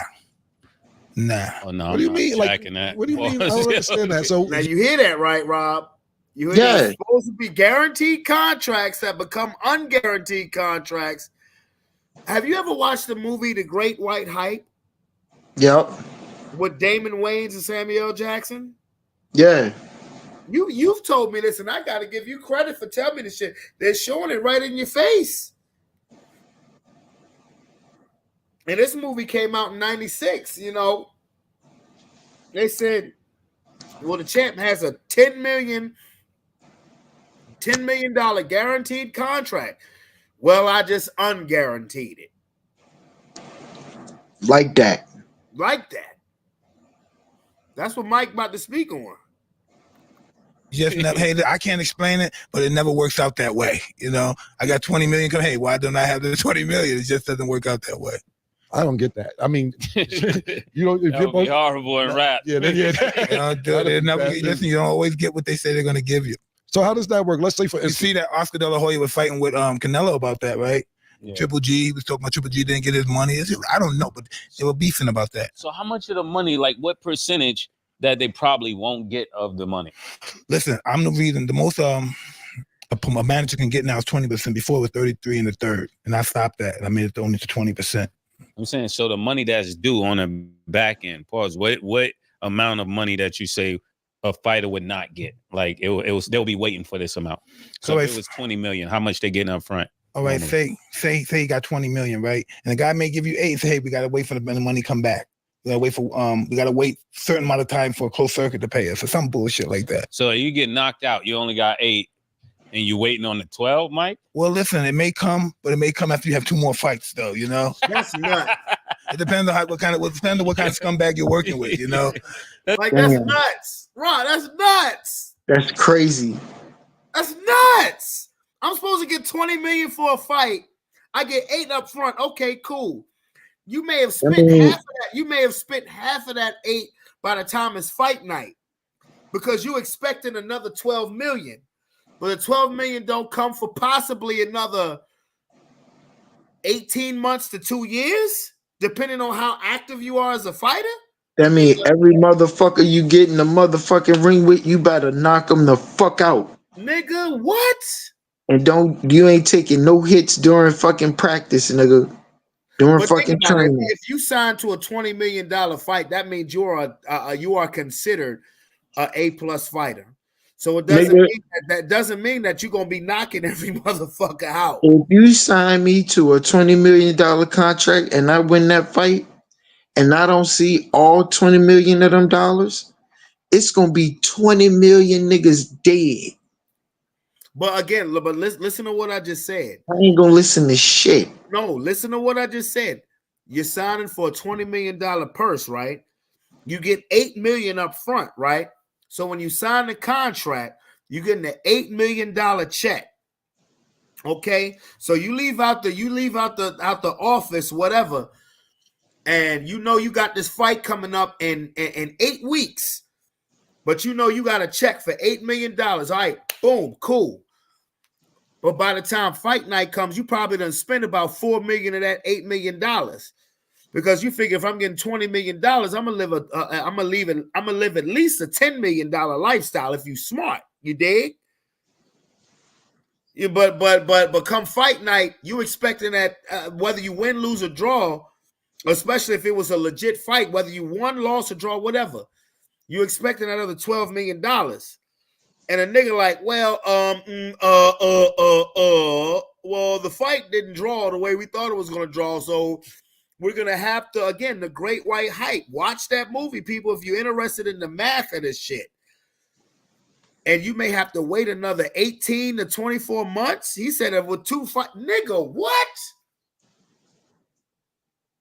Man, please.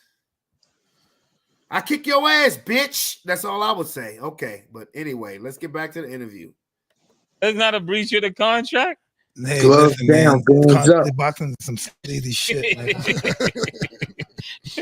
You're talking about some real animals, man. You know, they should be shot. Well, some of these people boxing should be shot, man. That's crazy. Yeah, that's what I was gonna ask. So like pay-per-view. Because who's control? If the boxer's in control of all the money, then he's good. But you got somebody else controlling the money, and they're getting paid before you get. They're getting the money before you get it. Nah, that's, you know how that is. You can't have somebody say, "Hey, I'm gonna get the money first. I'm gonna do what I'm gonna do. Then here's your half." Right. You can't do it. The fighter has to get all the money goes to the fighter. Right. Yeah, because I was just about to say. That's my opinion. No, I agree with you. But the fighter's so brainwashed. You said, "No, give it to my manager." They brainwash. The fighter's a brainwasher. But it's not just fighters too. It's sometimes it's yeah, fuck all that. And a half passing yards. Do you have him higher or lower mace? I'm going. What do you call it? During the time slavery, 1860s, when we're oh yeah, here we go. It's a brainwasher. But it's not just fighters too. It's that we could give to you directly, but you want us to talk to an agent that's going to take a percent. Yeah, so they were slaves fighting on to stay in slavery. So the mentality. Hold up. See, read about him, please, sister. Read about him. Tell me what he said on the porn site. I love this guy. Oh, this is a nigga Nazi. He said, huh? He wants to reinforce slavery. How you feel about this nigga, Mike? He's entertaining. I like it. He's not talking about Trump. I enjoy laughing, so I love him. Hey, yo, Nick, while we talking, pull up some video with this nigga, Nick, real quick. Woo, you got, no, this is beautiful. Yes, let's do this. Yo, Nick, I want to get some more info, but while we're talking about him, please find a clip so I can acknowledge myself on who the fuck this nigga is. Oh, you go trip. You got to say, is this shit for real? Yeah. Trump said, hey, you need to stay down. Because Trump said he's Martin Luther King on steroids. No, he's so Trump wanted to stay low. He wanted him out the way. Trump said, fuck, why did I say I endorsed this guy? This guy's perved out. He's going to fuck my election up. Why they finding footage? Why my guy Nick is finding footage of, what's his name, Seth? Mark Robinson. Mark Robinson. You got to see this nigga. No, my guy's good. He's going to find some footage for us. While he's finding that, what you think about this election? Trump's going to win. Is that who you want to win? Yeah, that would be nice if he win. Yeah. Why do you want Trump to win? That's his man. Yeah, he a wild nigga though, right? Trump one of them don't give a fuck type niggas. Is that the reason you want to win? Nah, he's just a good man. You know, listen, I don't agree with all this shit. Like nobody agrees with all my shit, but you know, they're good people. Right. I mean, no one's perfect in this world. Everybody got their shit, you know. Right.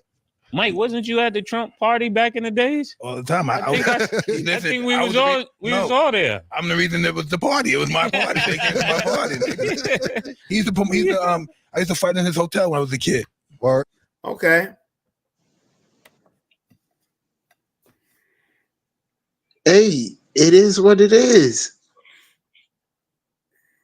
It is what it is. There's no debate. He just said everybody's not fucking perfect. I'm not perfect. And it's But I try to do crazy. the right thing when it counts. It's crazy. It's like, when Jag what she said, and when Jag said what she said in regards of Donald Trump being the new Jaguar, right? The blue couch really didn't know what the fuck to do with it. It's like when, Mike Tyson just said that he thinks Trump is going to win, and that he would think it would be nice if Trump won. Mason Cam laughed, but I don't know if they know what the fuck to do with it. I got people in that, like Lomar just typed in the chat. Wow. I mean, people going to have their reason to vote for whoever they vote for. But again, bitch, gotcha. Does that mean, sorry, I just killed a moth. Does that mean that I'm going to stop fucking with Mike Tyson, the athlete or the person? Man, y'all should know me better than that. Hell no, I'm a Tyson fan. Thought you had a roach. Nah, oh, fuck. Nigga, please. Man, please. I keep my place too clean for that. No, it was a moth. A moth had flown on the back of my laptop. Hell no. But no, I mean, people going to vote for who they vote for. And, it's their own pick. I don't fuck with neither one of these niggas. But like I said, when Mike say something, I've been a Tyson fan since I was 4 years old out this motherfucker. When Mike say something, it's gospel to me. What is I gonna do, boss?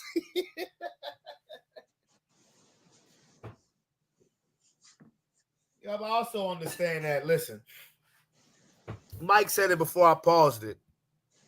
He fought in Trump's hotels when he was a kid.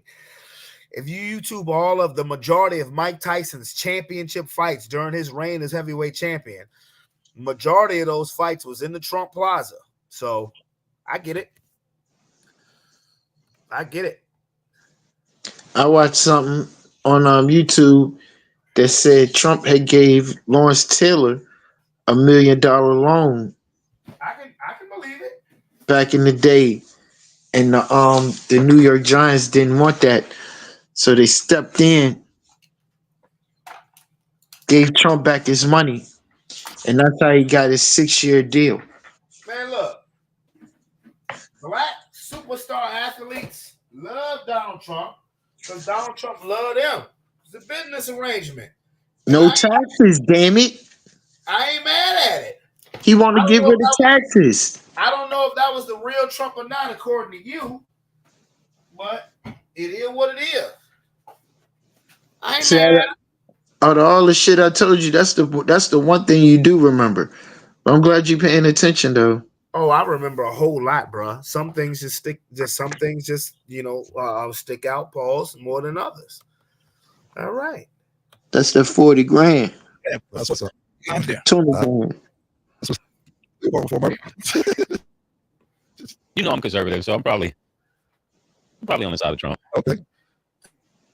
Yeah. What you looking at me for? You're gonna answer. She didn't like my answer. You I didn't say anything. I just say She looked at me like, I didn't say anything. women power and all that killer don't think I am, but I'm for it. What are you getting there from? Correlation. I never said, first of all, I've never voted in my life. Like, I know people, No, you never did. like, I was gonna say, you said- And listen, It's like, I never yeah, voted either. I got to be honest. The only time I ever voted was for, and I don't know what to vote for Obama. I just did that other black. not as a black, yeah. Yeah. I've never voted, no, like, your vote counts, this, that, and that, but it was just, see, like, one of these. And you know what it is You know what like it is? about Trump. Like if you know somebody, and then they get to the place where they're running for president, you almost feel like a hater if you don't vote for them because you know this nigga. Yeah. And it's Nah, like you ain't vote for This somebody. is what it is. This is what it is, right? He's president. I got love for him. I live not far from him. I'm always at his house. He's showing me love. His wife, his kids, they all show my family love. Hey, the other people never going to show me that love. This other lady, she's not going to show me no love. And that's what I was about to say about me voting. It's never like I seen a president that made a difference for me growing up. It wasn't like, yo, if this nigga win, he gonna come through. I know that. I'm gonna end up seeing him. I just never really felt like it made a difference. Now, what I will say is this: Did murder. the PPP matter? I wasn't a part of that. I don't know. A lot of chicken. Yeah, I didn't get PPP or none of the loans, but but listen, when you think about this, they're not gonna help me get my friends out of prison that got life sentences and shit. Yeah, they're not gonna help me. They're not gonna help me. Totally agreeing with you, Mike. That's exactly what I'm saying. When you guys, and that's what Mason said. Yeah. When you got somebody that you know that made it there, it makes sense. It doesn't make sense for you not to vote for him because everything Mason said and everything you just said makes 100% sense. I was just saying that I've never known anybody because I never met Trump. I know y'all was on before I was on, so I didn't get a chance to meet Trump. But I'm not arguing your points. Did you want to chime in? Oh no, I'm just gonna say, do your own research, see what matters to you, and then register to vote and make your decision that way. Go for Kamala. Is that what you said? I didn't say a word. I said do your research because I know how these conversations go. I don't got time for this. Wait, Nick, pull up the killer. You mad?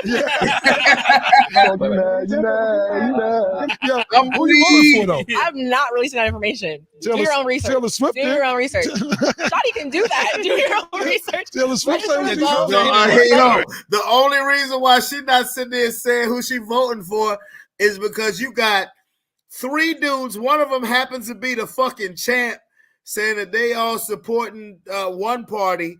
And she's saying, you know what? I'm not going to be the oddball out. So do your research, make your vote at their. Hey, that's a smart move by Stat Baby. You know, I mean, that is what it is. I mean, I'm just saying, like I said, I've let niggas know for a minute now. Both candidates disgust me. But I mean, I can understand where they're coming from, especially Mike and Mace, when they actually know, bro. When they know, bro, you know, on a personal level. So, you know, it is what it is. Any comments? Yeah. So when you're young, you're dumb and you're broken, you have a heart. So you vote liberal and Democrat. When you get old, you got good credit, better sense, and some discipline. You vote with your pockets. Okay. And you vote Republican. So when you're young, if you have a heart, you're a Democrat. If you're old and you don't have a heart, you're a Republican. It's all a bunch of dumb gang shit to me, but I can dig it. I respect it. 100%. I'm not being funny. I really respect the fuck out of it. Nobody gonna look at you no way. I'm not answering that question at all. Why not? You know, hey, where's your guts, baby? You like that? My guts are here. Just political conversations, like that will be discussed when it's time to be discussed. But right now, I'm just gonna encourage everybody to do their own research. Okay. That's it. Oh, you one of those people? Yeah, huh? that's like an inside. You one of those people. Wait, who wins? Then I'm on your side. Huh? No, I don't. You'll see. Like even when we have our sports debates, I don't switch up. Like how I feel is how I feel, but like I just my brain, the way it works, like okay, that's where your brain works, huh? Yeah, like I can't. You have secrets, huh? The sick is your secrets. You know that, right, baby? The sick is your secrets, baby. The sick is your secrets. Yeah, they'll see. Want to continue your discussion, guys? We have to finish the underdog. I'm really not with the twerking at the campaigns. I'm really not. Who's twerking at the campaign? That's what they say. Who's twerking at the campaign? They talking about it. They're gonna be twerking on the White House lawn. That's a rumor. That's what they talking about. That's what they say. How old are you? I'm 23. Oh, babe, you're so. She's optimistic. I love you so much. If anybody told me, for context, right? I graduated college last year. If anybody told me I'd be from University of Miami. Okay. If anybody told me I'd be having a conversation with Mace, Mike Tyson, and Cam about the election, I would have said they were a lie. This is not real. Yeah, he's going not real. This is your chance to show your independence and your goal. Like, this is who I'm voting with. I'm with whoever. Yes. Yeah, I'm not doing that just yet. It's here. It's here. I promise you, it's here. And I study political science, so I'm like a politics nerd. Let me explain this with you, right? That action right there, let us know that you're not for Donald Trump. Yeah. No. Do your own research. Listen, this is you're 23. Without saying things, you said things. Yep. Yeah. That's what you don't know at 23. But also, like me, like we all think differently. That's what I'm saying. Everybody just do their research. Like I know everybody. Hey, look. She trying to pull the politically correct shit. You know, you got to realize that you're on the set with 3 OGs. You on a set with 3 OGs who done been there and done that. Yeah, okay. You're saying do this, but your actions are clearly saying that. You know, it is what it is. I'm not mad at her. You know, that's your personal privacy. But you on the set with 3 OGs. And one thing about black people, Rob, you can attest to this. Black people, us as a culture, we don't hide who we voting for. Am I lying? No, we don't hide who we voting for unless we voting Republican. No, we don't. Most black people don't even do that. Because remember, I done told you, my grandfather was the first black Republican who was invited to the Republican House, the Republican National Convention. Most black people, even if they're to be the object of ridicule, won't sit here and hide their vote. You know, I mean, I think she's hiding honestly who she's going to vote for because she's on the set with 3 OGs. 2 of them has said definitively that I'm voting for this dude. And you know, even though I'm not, maybe Mike Tyson, maybe justice was actually served in the convicted felon thing, as far as the rape, which was really bullshit, was wiped off of his record. Because I heard him say he voted for Obama. Well, Mike Tyson was convicted as a rapist in 1992. Maybe that was wiped off of his record because the woman came clean and said he really didn't rape me. So maybe under the scenes it was wiped off of his record and not made a public thing because they ain't want to give a black man that much credit for being innocent, whatever that may be. But you hear 2 people clearly saying that I'm not voting for this. 2 people clearly saying that I'm voting for this person, and another person who's like, I understand why. And then you have the youngest, like I said, you have a dude in his 50s and 2 dudes in their late 40s saying that they're going one way. And then you don't want to be the young buck being different. I mean, it may be what it is. We all think differently, but we can see transparency. Yeah, we know where you at. Everybody should put their views on the table. Like me, one of my biggest issues with Kamala.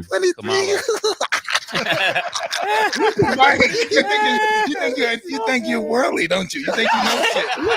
You think Mike is tripping. Look at Mike. And I study political science, so I'm like a politics nerd. Let me explain this with you, right? That action right there, let us know that you're not for Donald Trump. Yeah. I didn't say anything. No. Listen, you're 23. Without saying things, you said things. Yeah. That's what you don't know at 23. But also, like me, like we all think differently. That's what I'm saying. Everybody just do their research. Like I know everybody thinks we all think differently, but we can see transparency. Yeah, we know where you at. Everybody should put their views on the table. Like me, one of my biggest issues with Kamala.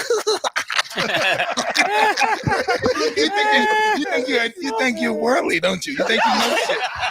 You think you're very intelligent and you know stuff, right? I just think how I think. Like this is a great discussion though, because I love talking to y'all about different stuff. Because I know we have different views. But I love you. Yeah. 23, I love you. Oh God. But I have so much more to learn as well. So what? She has been traveling the world lately. A lot. She's been moving around. So you're right. What do you mean by traveling? What do you mean by traveling the world? I just like to learn about different cultures, people, how they think, why they act. Tell me, what do you mean by traveling the world? Tell me that. He said you traveled the world. Was he mistaken? No, Where have you been? Recently? Wherever. Last year, 10 years ago. I mean, I've been most of the islands. I was just in Tokyo. I mean, I went to Costa Rica. I went to Europe. But when you're there, who did you engage with? I engage with the locals. So I usually get a guide, and then they'll show us around and like get like. Did you go with nobility? Who did you talk to? Did you go with people who ran the show? I ran the show. Did you go with the president? Did you meet the prime minister? I ain't get there. I was you went along. Did you think it was with the niggas who ran the show? Yeah. That's 23. Okay. Okay, so now that we're talking about my age, if you could give advice to your 23-year-old self, what would it be? It's gonna be all right, Mike. It's gonna be tough. It looks bad, but it's gonna be all right. I like the way Real quick, you changed video that on up. your man. The black Nazi. Let's pull it up. Oh, I love this guy. Go ahead. Lieutenant Governor of North Carolina, America is still the greatest nation on earth. And I don't care what these communists say. I don't care what these socialists say. I don't care what these blue-haired freaks say with a tackle box in their face at the college campus. This is the greatest nation on earth, and it's all because of God. He's the one that made it possible. So we give him thanks first and foremost. We need to lynch this nigga. We need to put this nigga like the pig on the table, in his mouth, and fricassee his black ass. Yo, disclaimer, this is all joking, everybody. Wait a minute. Yo, that's Mace's disclaimer. Wait a If minute. that's what we doing, Mike. Okay. The black Nazi. Let's pull it up. Oh, I love this guy. Go ahead. Wait a minute. Lieutenant Governor of North Carolina, America is still the greatest nation on earth. And I don't care what these communists say.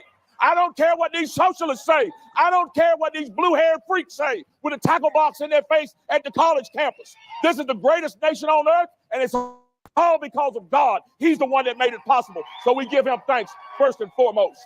We need to lynch this nigga. We need to put this nigga like the pig on the table, in his mouth, and fricassee his black ass.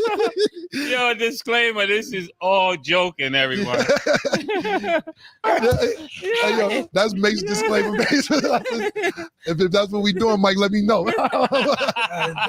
Listen, Mike, you might need Mike up here once a week. Yeah, at least once a month. Look, you live out here. Anytime you want to come up here, man, you more than welcome, man. Listen, I did a show or two here too. I didn't want to be here no more because I want to be on my show where I can smoke, do shit. They don't let you smoke here and shit. Yeah. It looks good, but you know, I can't. Yo, Mike, I used to have my girls up here twerking. They said I can't have no girls up here twerking. Nah, I said I can't twerk. You motherfucker. It's beautiful, looks good. But, you know, hey, I got to go, nigga. I got to get the fuck up out of here. No smoking and no twerking. I did one show. I said, I'm the fuck. I can't do this shit. Yeah. This is what they do. This is like slavery to make everything look like you running shit. You can't smoke. You can't piss on time. You can't. Fuck you. Oh, these niggas.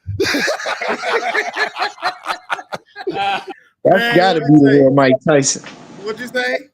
It's got to be the real Mike Tyson. That's the real Mike Tyson, man, bruh. Man, look, if me and Mike had a conversation, look, I would love to have a conversation with Mike. But if Mike actually wanted to do an interview on this podcast, my nigga, you can smoke whatever the fuck. I don't give a fuck. I would clear the house out and be like, why you clear the house out? Because the champ is coming. The champ want to spark a blunt. And I may catch the biggest contact of my life, but you know what? Fuck it. Fuck it. You gonna definitely have some company at your house. No, I wouldn't. No, I wouldn't. Because I say, you know why? Because if you come over here unannounced, the champ gonna knock you the fuck out. You ain't gotta worry about me. You gotta worry about Iron motherfucking Mike. Oh no, I would not have no company. You know why? Because niggas wouldn't know until I was on wax. Niggas wouldn't know until I came on live. Maybe I would give about a 15-minute spoiler alert on Facebook and say, hey, Mike Tyson will be I'm interviewing Mike Tyson on Sports Plus Life. That's it. Tune in. I would say tune in. Tune in, not come over, motherfucker. Tune in, not come over. That's it. But anyway, it is past 1 o'clock in the motherfucking morning. Look at us. I know I ain't starting the show until motherfucking 9:45, but it is past 1 o'clock in the goddamn morning. What is we gonna do here, Rob? And Rob's sitting here rolling up. Look at this. No, I ain't rolling up yet. No, we about to call it a wrap. It's over with. He said, yeah. Okay. All right. Well, look, it's your boy Brandon Bravon Towns. Remember, Sports Plus Life post-game show. Sports Plus Life post-game show will be tomorrow. Technically, tomorrow at 7:45. Got to give shout outs, first of all. Got to give a special shout out to my pop, Wayne Ampey, whose birthday was on September 19th. That was on Thursday. Special shout out to you. Love you, Pop. Special shout out. Happy birthday, Wayne. Special shout out to my cousin, more like brother, David. Cudden David. Y'all know him as Cudden David, motherfucking Bramble. His birthday is technically today. It is Saturday, September 21st. Shout out to you, Cuzzo. Love you, Happy boy. birthday, you ugly black motherfucker. And he will say happy birthday, and he will say right back at you, you black four-eyed bitch. I can speak for my cousin / brother on that one too. And the most special is the birthday shout-outs, which will come Sunday, even though we do Sports Plus Live post-game show. My father's birthday, my dad, Clarence L. Towns III, his birthday is tomorrow. I mean, not tomorrow. Well, yeah, technically tomorrow, September 22nd. Love you, Pop, from up. Love you, Dad, from up above. So definite shout outs there. So amen. It is your boy Brandon Bravon Towns for Robert fucking Chandler rolling that L. Sports Plus Life.